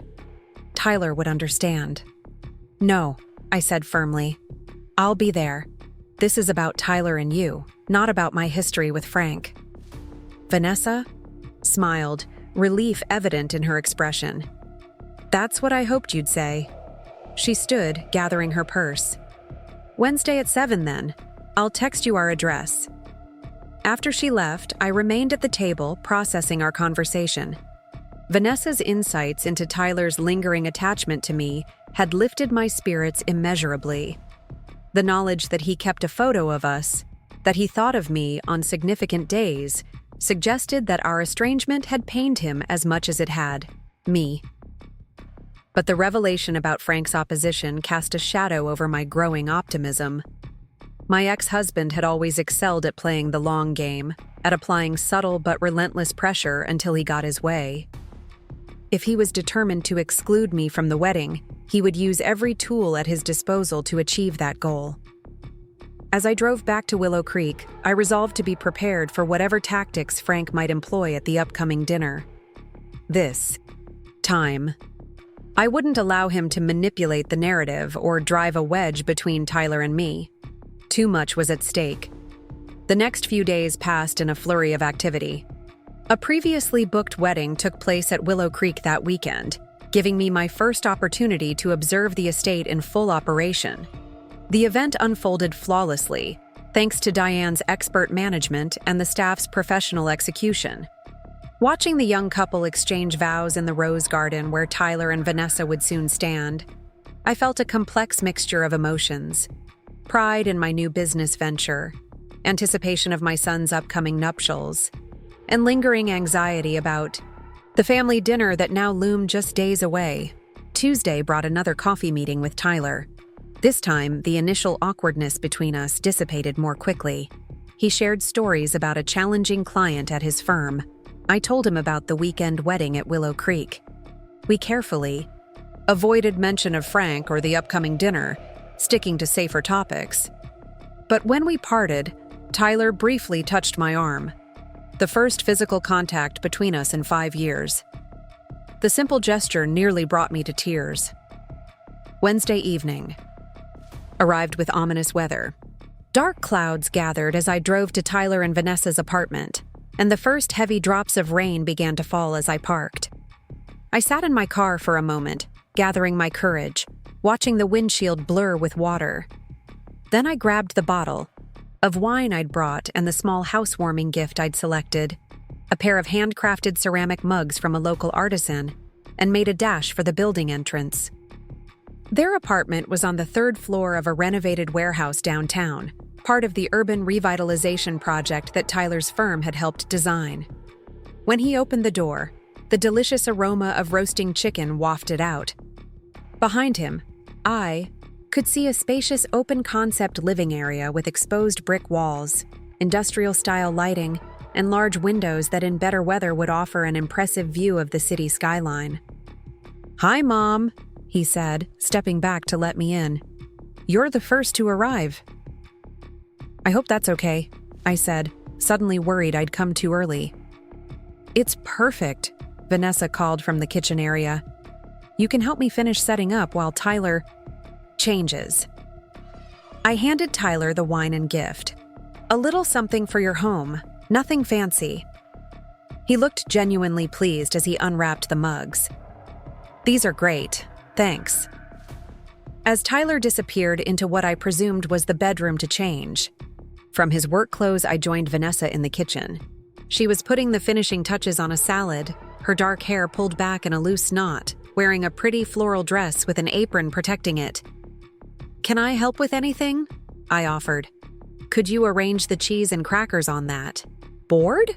she asked, nodding toward a wooden serving platter. "Frank and Heather should be here any minute, and my parents are usually right on time." I busied myself with the task, admiring the thoughtfully appointed kitchen as I worked. It reflected both Tyler's architectural sensibilities and what I was coming to recognize as Vanessa's warm practicality: high-end appliances alongside cheerful dish towels, sleek countertops hosting a collection of clearly well-used cookbooks. "Your home is lovely," I commented. "How long have you been here?" "Almost 2 years," Vanessa replied, checking something in the oven. "We moved in together after a year of dating, which scandalized my very traditional mother." She smiled affectionately. "She's come around, though. She adores Tyler." A knock at the door interrupted our conversation.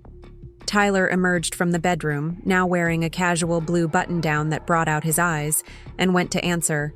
"Dirk," I heard Elizabeth Collins' warm greeting, followed by her husband David's deeper voice. They entered the living area, Elizabeth carrying a bouquet of flowers, David a bottle of wine. "Olivia!" Elizabeth exclaimed, seeming genuinely pleased to see me. "How wonderful that you could join us." "Thank you," I replied, touched by her warmth. "It's nice to see you again." Before the conversation could continue, another knock announced the arrival of Frank and Heather. The atmosphere in the apartment immediately shifted, a subtle tension crackling beneath the surface pleasantries as everyone exchanged greetings. Frank looked exactly as he had at the planning meeting, fit and tanned, his silver hair expertly styled, wearing expensive casual clothes that emphasized his athletic build. Heather, nearly 20 years his junior, was dressed in a simple black dress that managed to look both elegant and slightly inappropriate for a family dinner. Her blonde hair was loose around her shoulders, her makeup flawless. Frank's eyes narrowed when he spotted me, but he maintained a veneer of civility. "Olivia, I didn't realize you'd be joining us." Before I could respond, Tyler stepped forward. "I invited Mom, Dad. We're finalizing wedding details, and she's part of the family." The simple statement, "she's part of the family," sent a wave of emotion through me. I had to look away momentarily to compose myself. "Of course she is," Elizabeth interjected smoothly. "David, why don't you open the wine? I think we could all use a glass." The next half hour passed in a careful dance of small talk as we all sipped wine and nibbled on appetizers. Elizabeth and David proved to be skilled conversationalists, drawing out common interests and steering away from potential landmines. I learned that David was a cardiologist, that their older daughter lived in Boston with their 2 grandchildren, that they had recently returned from a trip to Portugal. Frank participated minimally, his responses polite but clipped. Heather remained close to his side, occasionally touching his arm or shoulder in what seemed like a deliberate display of intimacy. I found myself wondering, not for the first time, what their relationship was truly like behind closed doors. Did she ever tire of being the younger woman, the second wife? Did he ever compare her to me, as I had once caught him comparing me, to his college girlfriend? When Vanessa announced that dinner was ready, we moved to the dining table, a beautiful handcrafted piece that Tyler mentioned he had designed himself. I was seated between Elizabeth and Tyler, with Frank directly across from me. Not ideal, but manageable. The meal was delicious: roast chicken with herbs, roasted vegetables, and a wild rice pilaf. The conversation flowed more easily once we were all seated and eating, focusing mainly on the upcoming wedding. Vanessa's parents shared amusing stories about their own nuptials 40 years earlier, including an anecdote about Elizabeth's father showing up in mismatched formal wear after a luggage mix-up. "What about you two?" Elizabeth asked, looking between Frank and me. "Any wedding day disasters to share?" An awkward silence fell over the table. Frank stared stonily at his plate. I hesitated, unsure how to respond. Tyler cleared his throat. "Maybe not the best topic, given the circumstances." "Oh, I'm sorry," Elizabeth said, looking genuinely mortified. "I wasn't thinking." "It's fine," I assured her. And actually, there was a minor disaster. The best man, Frank's brother, forgot the rings and had to make a mad dash back to the hotel in the middle of the ceremony. To my surprise, Frank looked up. "I'd forgotten about that," he said. Poor Richard was sweating bullets by the time he got back. "The minister told terrible jokes for 10 minutes to stall," I added, the memory suddenly vivid. "Something about marriage being like a deck of cards. You start with 2 hearts and a diamond, and end up wanting a club and a spade." A reluctant smile tugged at Frank's lips. "That guy was awful. What was his name?" "Reverend Phillips," I supplied. "He married half the couples in town before he retired." For a brief moment, the years of antagonism between us fell away, replaced by the shared history that had once been the foundation of our relationship. Then Heather shifted uncomfortably beside Frank, and the moment passed.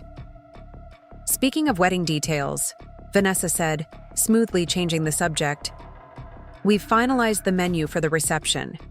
Mom, Dad, you'll be pleased to know we included those stuffed mushrooms you love from Antonio's." The conversation turned to food preferences and dietary restrictions among the guest list. I participated when appropriate, but found myself increasingly distracted by Frank's behavior. Throughout the meal, he had been watching me with a calculating expression that made me uneasy. I knew that look from our marriage. It meant he was formulating a strategy. Sure enough, as we finished the main course, Frank set down his fork deliberately. "Tyler, I've been meaning to ask you about the seating arrangement for the ceremony. Have you and Vanessa finalized that yet? Tyler glanced at his fiancée. We have a draft. Why? Just wondering where your mother will be sitting, Frank said casually, since she wasn't originally included in the plans. The table fell silent. I kept my expression neutral, though my heart was racing. She'll be in the front row on my side, of course, Tyler replied, his tone indicating this should be obvious. Where else would she be? Frank raised an eyebrow. I just thought it might be awkward, given that Heather and I will be there too. And the Millers. The Millers were Frank's sister and brother-in-law, who had sided firmly with him during the divorce. It's not a problem for me, I said mildly. I'm sure we can all be civil for one day. It's not about civility, Olivia, Frank countered. It's about making the day as stress-free as possible for Tyler and Vanessa. Having you there will inevitably create tension. Dad, Tyler began, but Frank pressed on. Son, I'm just being practical. Your mother wasn't part of the original guest list for a reason. Now suddenly she's the venue owner and she's sitting in the front row? People will talk. It will overshadow the actual ceremony. I don't care what people talk about, Tyler said, firmly. You might not, but what about Vanessa? It's her day too. Frank turned to his future daughter-in-law with a concerned expression. Surely you want everything to be perfect, without family drama stealing the spotlight.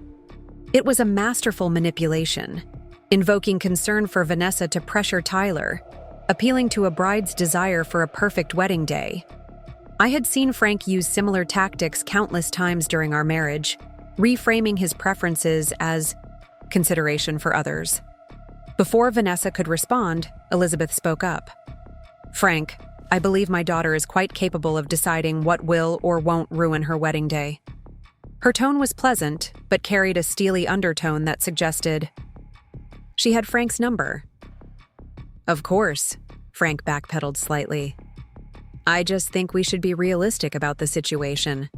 The situation is that I want my mother at my wedding, Tyler said, a flush rising in his cheeks. End of discussion. Tyler? No, Dad. This isn't up for debate.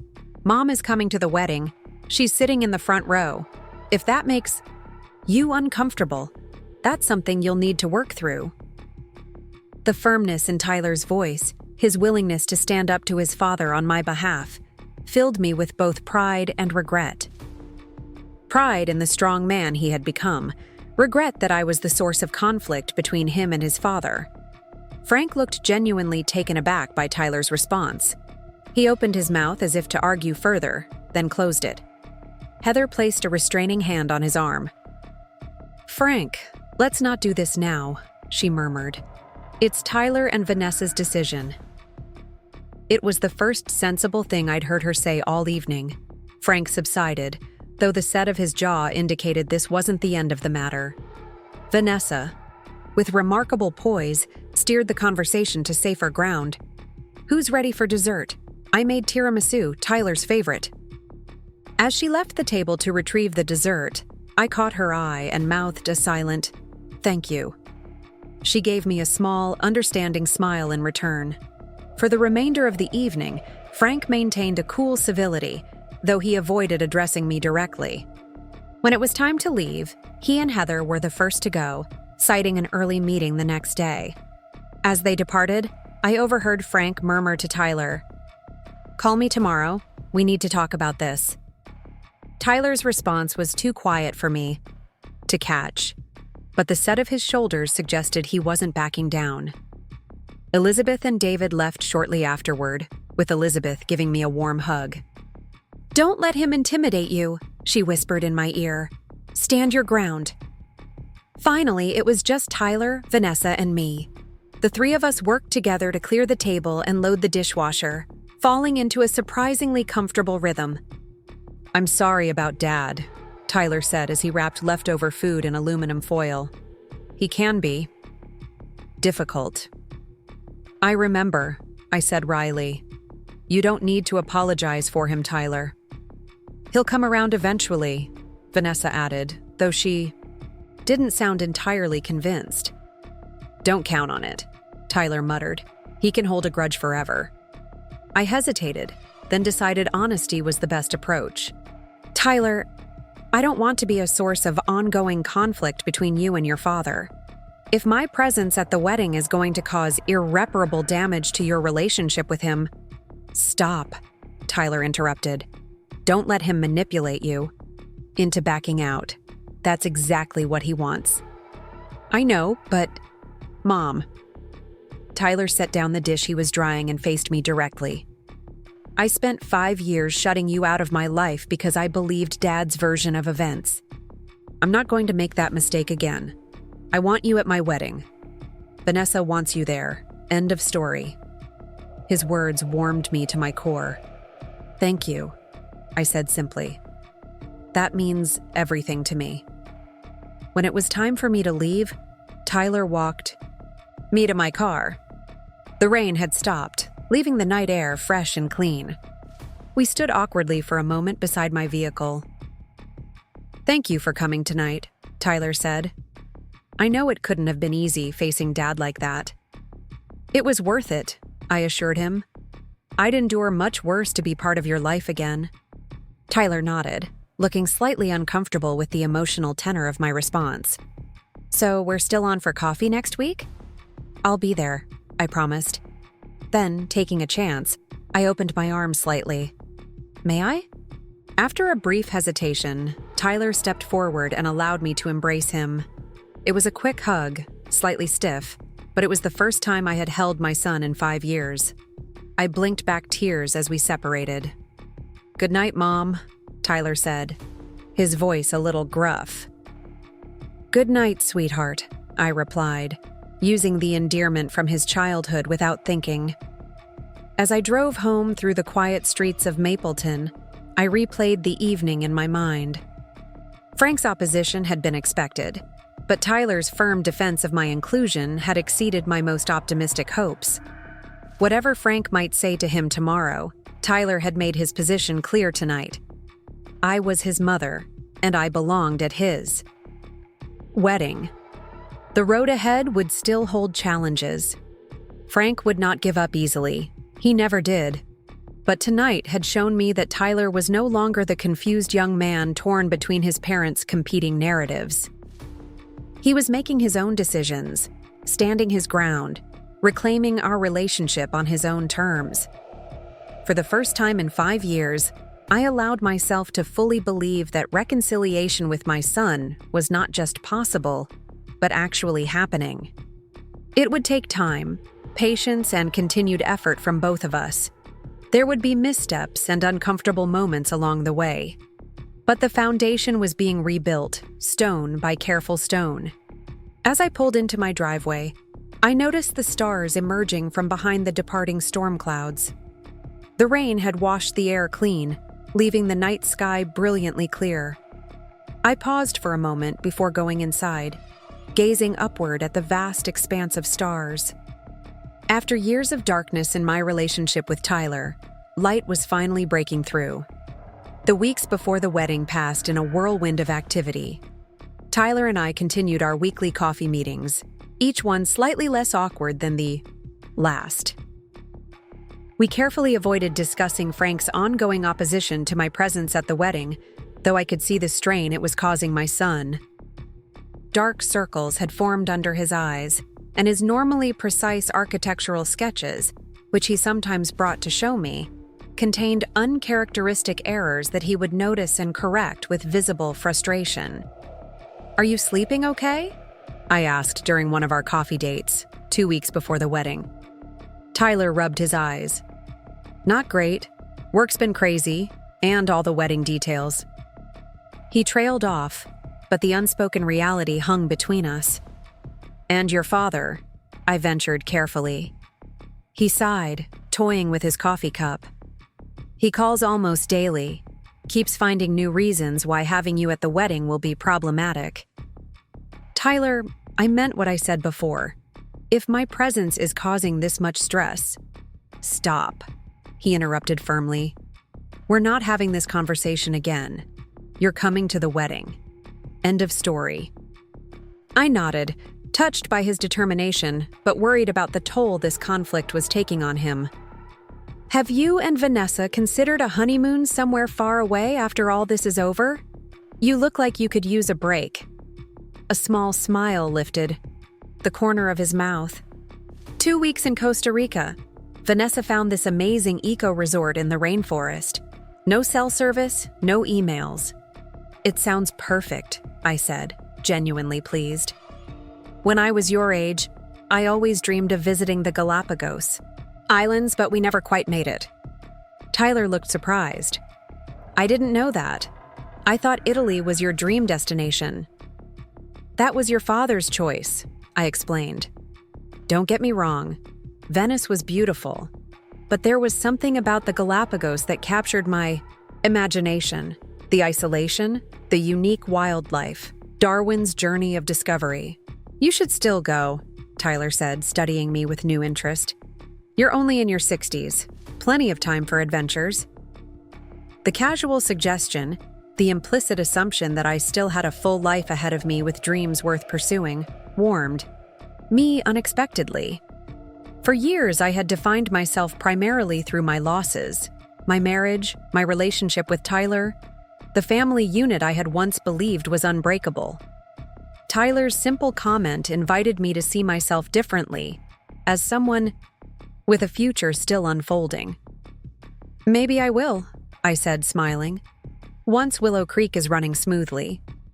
Our conversation drifted to safer topics: the estate's landscaping challenges, a sustainable design competition Tyler's firm was entering. But something had shifted subtly between us. For the first time since our reconciliation began, we had touched on a topic from my past without the shadow of Frank looming over it. Tyler had seen me, however briefly, as an individual with my own desires and regrets, not merely as his mother or his father's ex-wife. At Willow Creek, preparations for the wedding intensified. The rose garden bloomed spectacularly under the attentive care of our head gardener, who treated each bush like a beloved child. The ballroom's hardwood floors were refinished to a warm honey glow that would complement the amber uplighting Vanessa had selected. The commercial kitchen hummed with activity as the catering team conducted tastings and finalized the menu. I divided my time between overseeing these wedding preparations and implementing the longer-term improvements Diane had encouraged me to focus on. The website redesign was underway, featuring stunning new photography of the estate. I had contracted with a local interior designer to refresh the guest cottages with a modern yet timeless aesthetic. Plans for the kitchen renovation were approved, scheduled to begin immediately after the busy summer wedding season. A week before the wedding, Elizabeth Collins called to invite me to lunch. We met at an upscale restaurant overlooking the river, its patio offering a welcome respite from the early June heat. "Thank you for suggesting this," I said, as we settled at a table shaded by a large umbrella. "It's a lovely spot." "It's one of my favorites," Elizabeth replied, signaling for the waiter. "David and I celebrated our 35th anniversary here last year." After we ordered a niçoise salad for Elizabeth, grilled trout for me, she got straight to the point. "Vanessa tells me Frank is still campaigning to exclude you from the wedding." I sighed. Tyler mentioned the same. "I've offered to step back, but he insists he wants me there." "Of course he does," Elizabeth said firmly. "You're his mother. Frank is his father," I countered. "And they've been close these past 5 years." Elizabeth took a sip of her water, her shrewd eyes studying me over the rim of her glass. "May I be frank with you, Olivia?" "Please." "I believe Frank's opposition has little to do with concern for Tyler and everything to do with controlling the narrative." She set down her glass precisely. "Men like Frank require being the heroes of their own stories. Having you at the wedding, seeing Tyler reconnect with you, threatens the story he's constructed about your marriage and its end." Her insight was so accurate it took my breath away. "You're very perceptive." She smiled slightly. "I was married to a man like Frank for 12 years. My first husband, Michael, Vanessa's father. charming, successful, and absolutely incapable of accepting responsibility for his own failures. This revelation surprised me. I had assumed David was Vanessa's father, given their easy rapport. "David is my second husband," Elizabeth explained, noticing my confusion. "We married when Vanessa was 10. Michael left us for his research assistant when Vanessa was 8. Sound familiar?" "Distressingly so," I admitted. "Michael spent years painting me as the villain of our divorce, the cold, demanding wife who drove him into another woman's arms." Her voice was matter-of-fact, without a trace of bitterness. It took me years to stop defending myself, to realize that his narrative said more about him than it did about me. The parallels to my own situation were striking. "How did you handle it?" "Not perfectly," she acknowledged with a wry smile. "I made plenty of mistakes. But eventually, I learned to stand in my own truth without needing everyone to believe me. And, this was the hardest part, I learned to let Vanessa form her own relationship with her father without my interference." Our food arrived temporarily, pausing the conversation. As we began eating, I considered Elizabeth's words. "That must have been difficult," I said finally. "Especially if Michael was disparaging you to Vanessa." "It was excruciating," Elizabeth admitted. "But I realized that trying to counter his narrative only put Vanessa in an impossible position, forced to choose whose version of reality to believe. So I stopped engaging. I focused on being the best mother I could be and trusted that eventually Vanessa would see the truth for herself." "And did she?" Elizabeth nodded. "By the time she was in college, she had figured out her father's patterns. She loves him still. He is her father. But she sees him clearly now, manipulation and all." I thought about Tyler's recent willingness to stand up to Frank, to insist on my inclusion in his wedding despite his father's opposition. "I think Tyler is beginning to see more clearly too." "Vanessa thinks so as well," Elizabeth agreed. "She's been impressed by how you've handled this situation. No demands, no ultimatums, just a genuine desire to reconnect with your son." Her approval meant more than I expected. "I've had 5 years to reconsider my approach," I said ruefully. "I've learned some hard lessons about the cost of pride." Elizabeth reached across the table and briefly squeezed my hand, a gesture of solidarity that touched me deeply. "We all have." As our lunch concluded, Elizabeth insisted on paying the bill, waving away my protests. "Consider it a welcome to the family," she said with a warm smile. "That's very kind," I replied, genuinely moved. "I'm grateful that Tyler has found such a wonderful family to marry into. And I'm glad Vanessa will have a mother-in-law she genuinely likes and respects," Elizabeth countered. "That's rarer than you might think." We parted with a promise to have lunch again soon, independent of our children's relationship. As I drove back to Willow Creek, I reflected on our conversation. Elizabeth's insights about Frank's need to control the narrative resonated deeply. For years, I had exhausted myself trying to counter his version of our marriage and its end. Perhaps, like Elizabeth, I needed to stand in my own truth without needing everyone, even Tyler, to fully believe me. The day before the wedding, Willow Creek Estate transformed into a hive of activity. Florists arrived early, filling the ballroom, and rose garden with fragrant arrangements of peonies, garden roses, and delicate greenery. Caterers bustled about the kitchen, preparing elements of tomorrow's feast that could be made in advance. The rental company delivered tables, chairs, linens, and the dance floor that would be installed in the ballroom after the rehearsal dinner. I stayed largely out of the way, trusting Diane and her experienced staff to handle the logistics. Instead, I retreated to the estate's office, reviewing the property's financial statements and responding to emails from potential clients who had inquired about future events.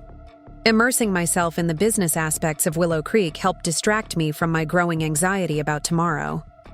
Mid-afternoon, Diane knocked on the office door. "Olivia," The rehearsal is scheduled for 5 o'clock, but the wedding planner just called. There's a problem with the tent company for the rehearsal dinner, and she needs to deal with it. She's asked if you can oversee the rehearsal instead. My heart raced at the prospect. The rehearsal would include Frank, Heather, and the entire wedding party, not just Tyler and Vanessa. Did you explain that I'm Tyler's mother? That there might be some tension? I did, Diane confirmed. She said Tyler and Vanessa specifically requested you step in if possible. Apparently, you're the only person besides her who knows all the logistics for tomorrow. The request surprised me. Then of course I'll help. Tell her not to worry about a thing. After Diane left, I sat back in my chair, considering the implications. Tyler and Vanessa had specifically asked for me to oversee the rehearsal, a visible, authoritative role that would place me at the center of the pre-wedding activities. It was a public endorsement of my place in their lives, one that Frank would not be able to ignore or minimize. At precisely 5 o'clock, I stood in the rose garden, clipboard in hand, as the wedding party began to arrive. The bridesmaids came first, Vanessa's sister as maid of honor, followed by 3 college friends, all wearing casual sundresses that hinted at the more formal attire they would don tomorrow. They were followed by the groomsmen, Tyler's college, roommate serving as best man, 2 colleagues from his firm, and Vanessa's brother. Tyler and Vanessa arrived together, looking both excited and slightly overwhelmed. When they spotted me waiting by the arbor where they would exchange vows, they hurried over. "Thank you for doing this," Vanessa said, giving me a quick hug. "Katie is amazing, but this tent disaster would have distracted her throughout the rehearsal." "I'm happy to help," I assured her, returning the hug. Diane filled me in on all the details. Tyler squeezed my shoulder, a brief but meaningful gesture of appreciation. "Mom, you remember Jason, right?" he said, gesturing to his best man. "Of course," I replied, though in truth, the young man looked vaguely familiar at best. "Lovely to see you again." Jason grinned, playing along. "You too, Mrs. Bennett. It's been a while." "Miss Kai," I corrected, gently. "But please, call me Olivia." As I was being introduced to the other members of the wedding party, Frank and Heather arrived. Frank stopped short when he saw me standing with the clipboard, clearly taken aback by my central role. Heather whispered something in his ear, and he visibly composed himself before approaching. "Olivia," he said stiffly, "I wasn't expecting you to be running the rehearsal." "The wedding planner had an emergency," I explained pleasantly. "I'm just filling in." Before Frank could respond, Elizabeth and David arrived, completing our group. Elizabeth immediately assessed the tension and smoothly intervened. "Olivia, what a wonderful solution. Who better to oversee the rehearsal than the venue owner herself? Now, where do you need the parents to stand?" With Elizabeth's support, I guided the wedding party through the rehearsal, explaining where each person would stand, the timing of the processional, and the flow of the ceremony. The young minister who would be officiating arrived halfway through, apologizing for his tardiness and quickly catching up on our progress. Throughout the rehearsal, I maintained a professional demeanor, focused entirely on ensuring that tomorrow's ceremony would unfold beautifully. If Frank continued to glare at me, if Heather's smile grew increasingly brittle as the evening progressed, I gave no indication that I noticed. When we had run through the ceremony twice and everyone understood their roles, I consulted my notes, one final time. "That's everything for the rehearsal. The shuttles to the restaurant for the rehearsal dinner will be arriving in about 20 minutes. You're all welcome to wait in the main house if you'd like, or enjoy the gardens until then." As the wedding party dispersed in small groups, Tyler approached me. "Thanks for stepping in, Mom. That went really smoothly." "I'm glad I could help," I said sincerely. "Is there anything else you need before tomorrow?" He glanced around to ensure we weren't overheard, then lowered his voice. "Just brace yourself for the rehearsal dinner. Dad's parents are in town and they can be a bit much. I had almost forgotten about my former in-laws. Harold and Vivian Bennett had never approved of me, considering their successful son to have married beneath his station. They had barely concealed their delight when Frank left me for Heather, whom they deemed more suitable despite, or perhaps because of, her youth. "I won't be at the rehearsal dinner," I reminded Tyler gently. "That's for the wedding party and immediate family." Tyler looked uncomfortable. "Actually, that's what I wanted to talk to you about. Vanessa and I were hoping you would come." Katie reserved an extra seat, just in case. The invitation caught me completely off guard. "Tyler, I appreciate the thought, but I'm not sure that's a good idea. Your grandparents, your father, it might create tension that you don't need the night before your wedding." "Probably," he agreed with surprising candor. "But Vanessa and I talked about it, and we both want you there. You're my mother. You should be at my rehearsal dinner." His simple declaration, "You're my mother," melted my resistance. After 5 years of exclusion from his life, being claimed so directly filled me with a joy I couldn't express. "If you're sure," I began. "We are," he confirmed. "The shuttles will be here at 6. Will you come?" How could I refuse? "Yes, I'll be there. I just need to check in with Diane about a few details for tomorrow, and then I'll change quickly." Tyler smiled, relief evident in his expression. "Great, I'll save you a seat." As he walked away to join Vanessa, I spotted Frank watching our interaction from across the garden, his expression thunderous. This latest development, my inclusion in the rehearsal dinner, was clearly an unwelcome surprise. I braced myself for confrontation, but Elizabeth once again intervened, approaching Frank with a question about the shuttle arrangements that required his immediate attention. She caught my eye briefly over Frank's shoulder, giving me a small nod of solidarity. The rehearsal dinner was held at Antonio's, an upscale Italian restaurant in downtown Mapleton, known for its handmade pasta and intimate atmosphere.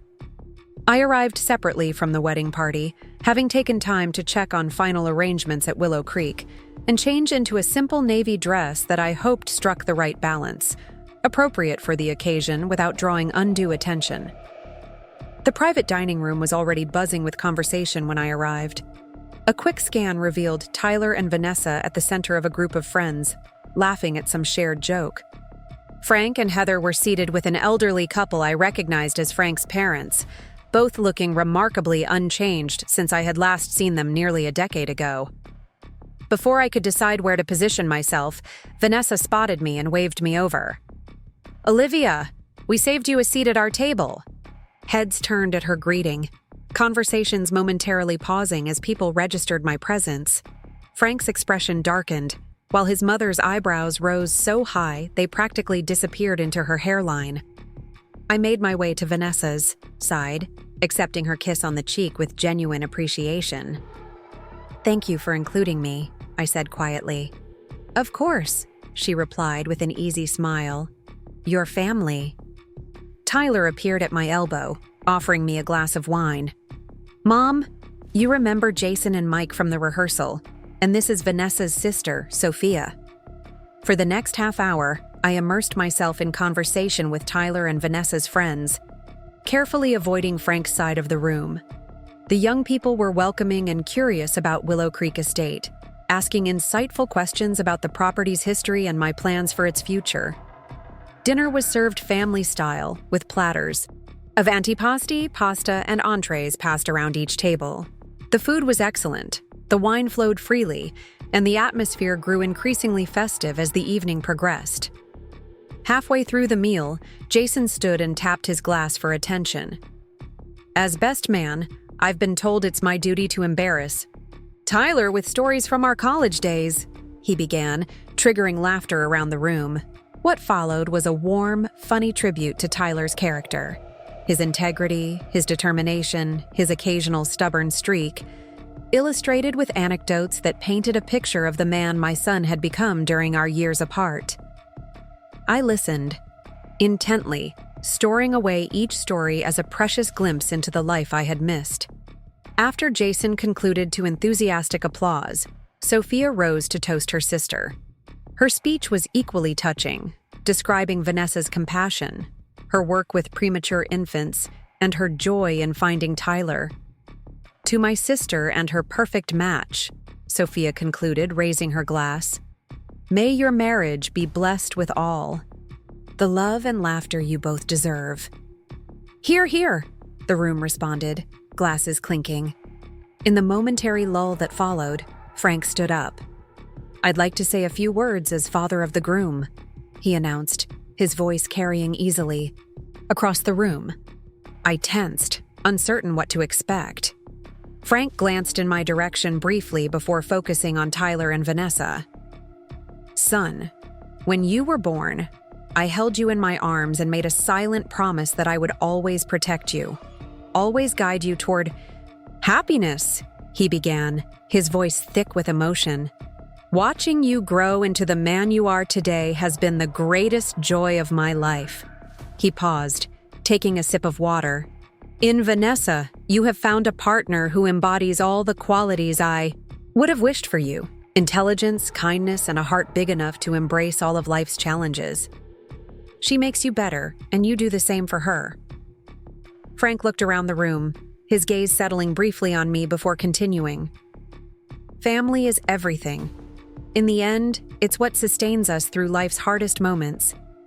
Heather and I are so grateful to welcome Vanessa into our family and to join with the Collins family in celebrating this union."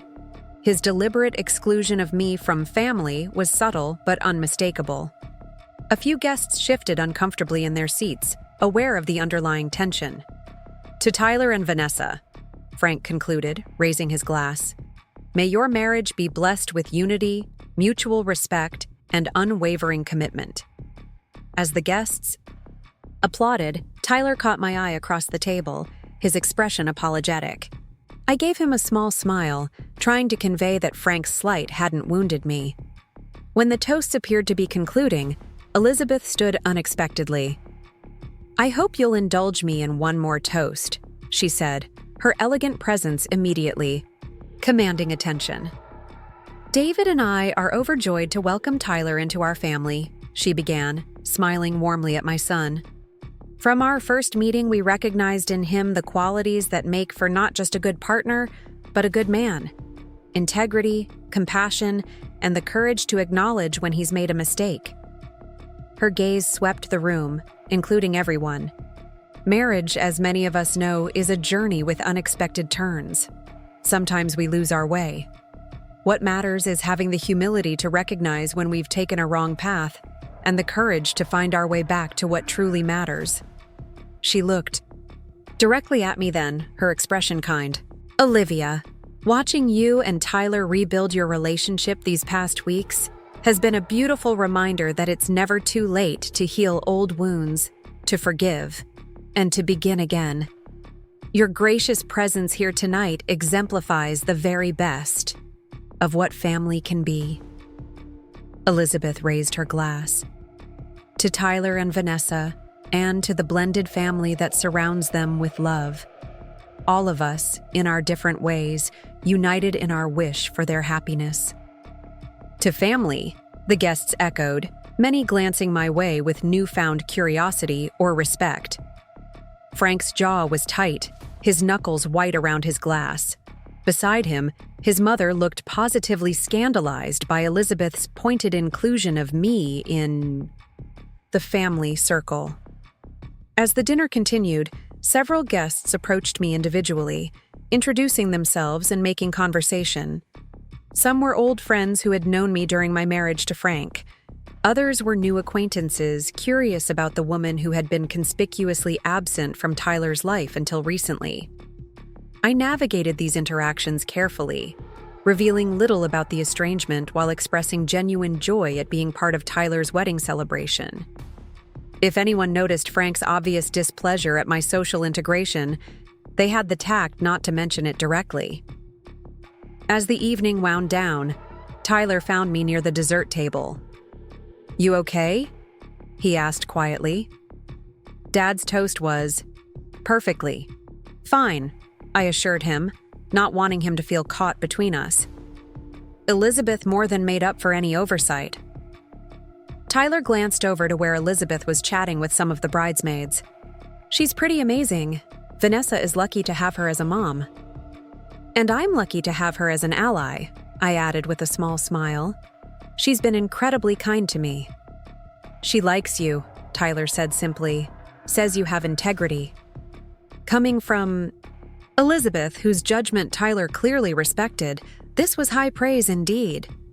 "That means a lot to me." Tyler hesitated, then said, "There's something I've been meaning to tell you. About tomorrow." "What is it?" I asked, noting his suddenly serious expression. "Traditionally, the bride's father walks her down the aisle, and the groom waits at the altar with the best man," he began, looking slightly uncomfortable. "But Vanessa and I have decided to do things a bit differently." I waited, unsure where this was heading. "David will escort Vanessa halfway down the aisle, then her mother will join them for the second half," Tyler explained, "and I'll be walking in with Dad." He paused, watching my reaction. "But I wanted to ask if you would walk in with us too. The three of us, together." The request took my breath away. "Tyler, are you sure? Your father won't be happy about that."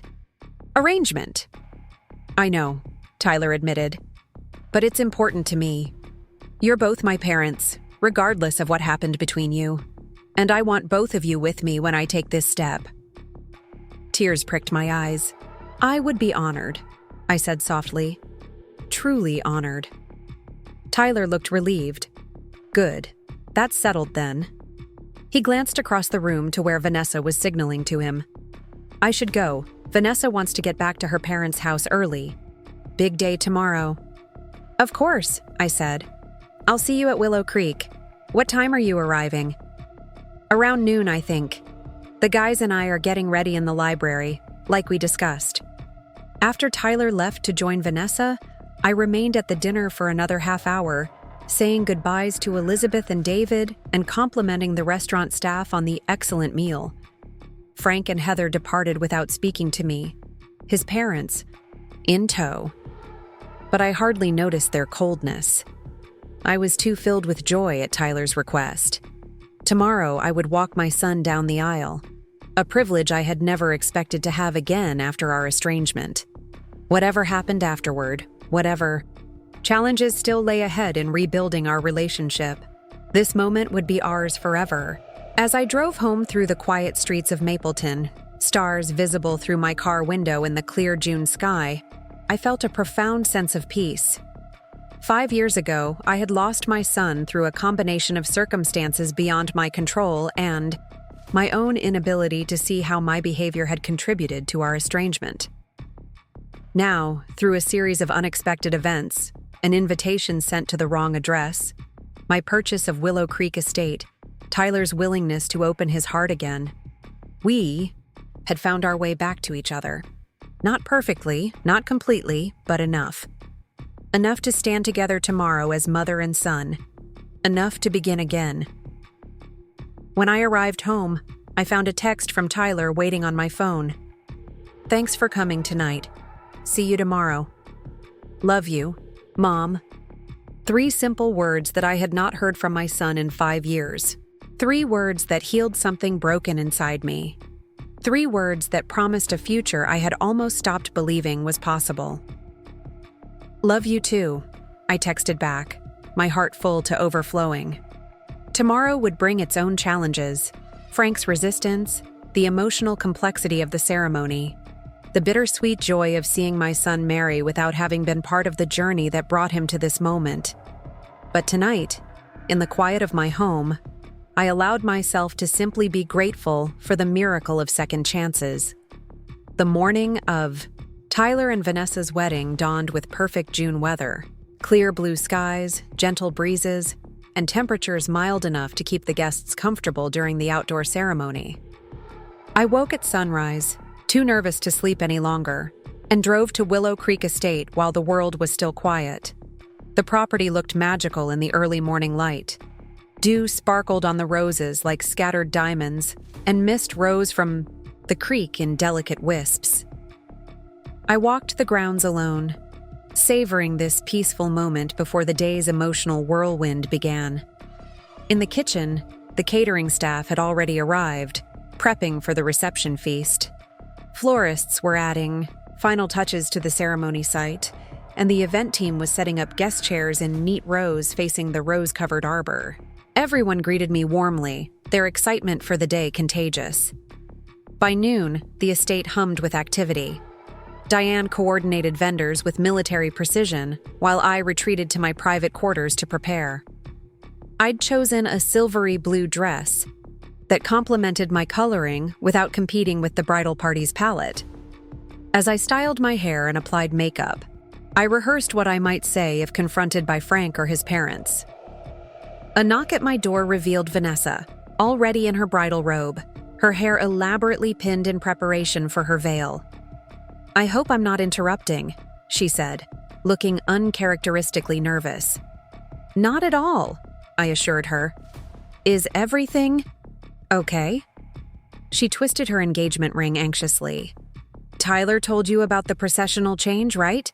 That you'll be walking with him and Frank?" "He did. I was touched by the invitation."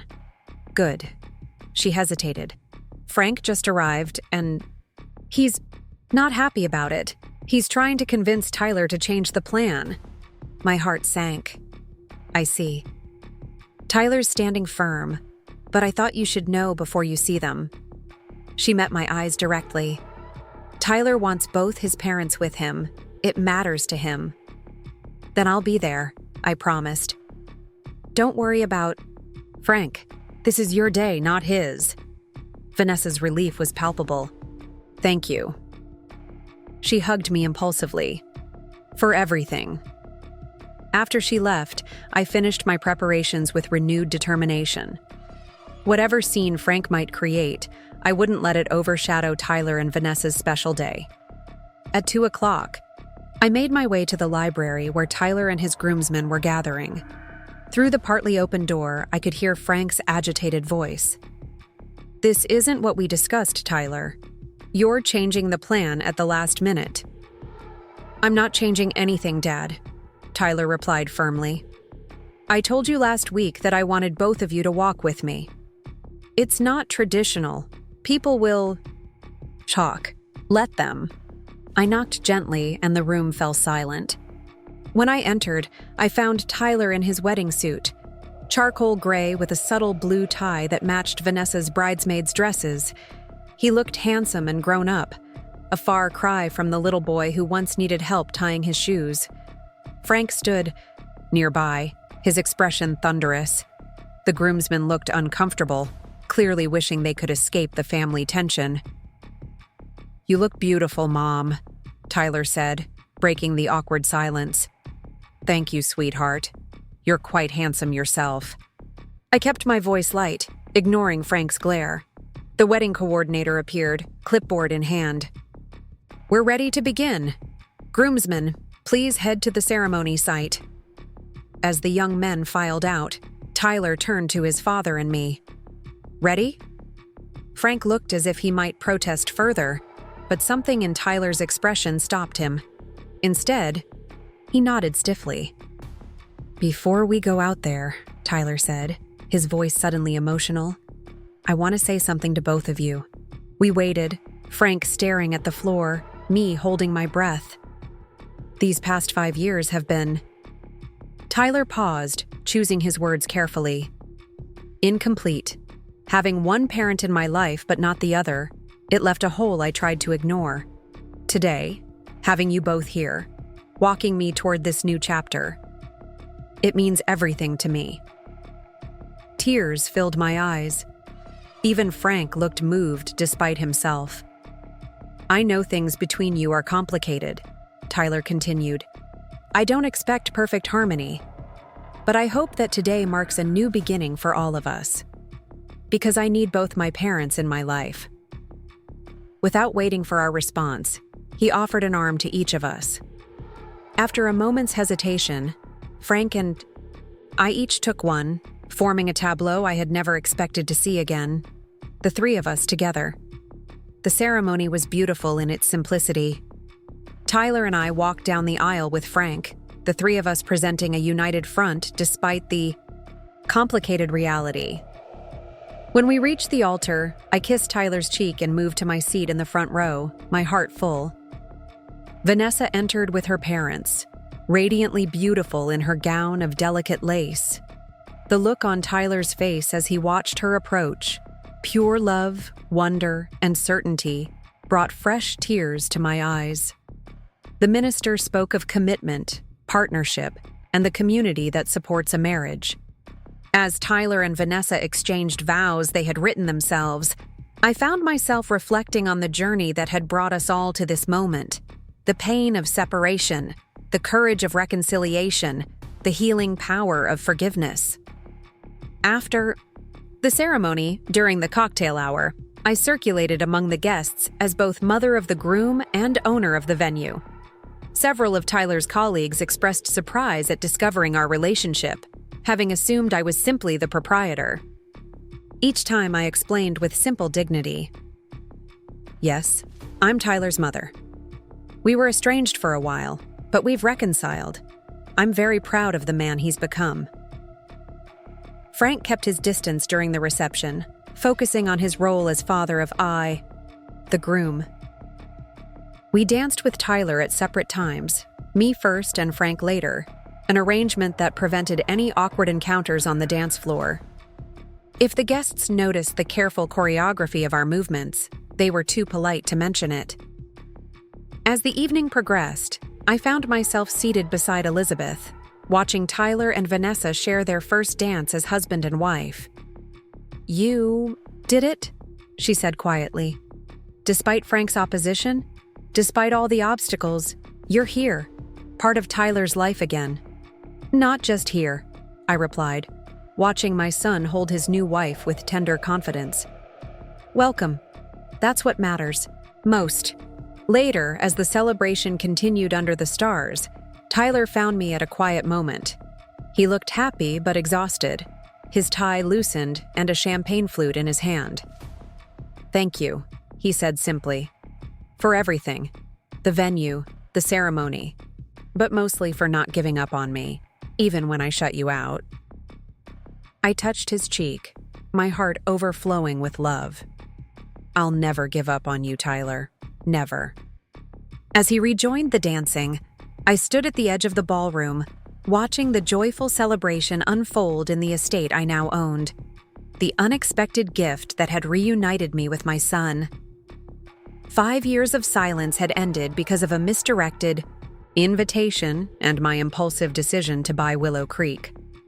Sometimes life's most precious second chances arrive in the most unexpected packages.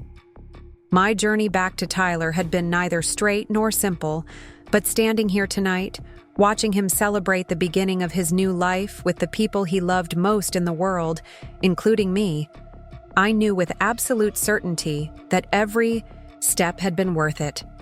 Up next, you've got 2 more standout stories right on your screen. If this one hit the mark, you won't want to pass these up. Just click and check them out.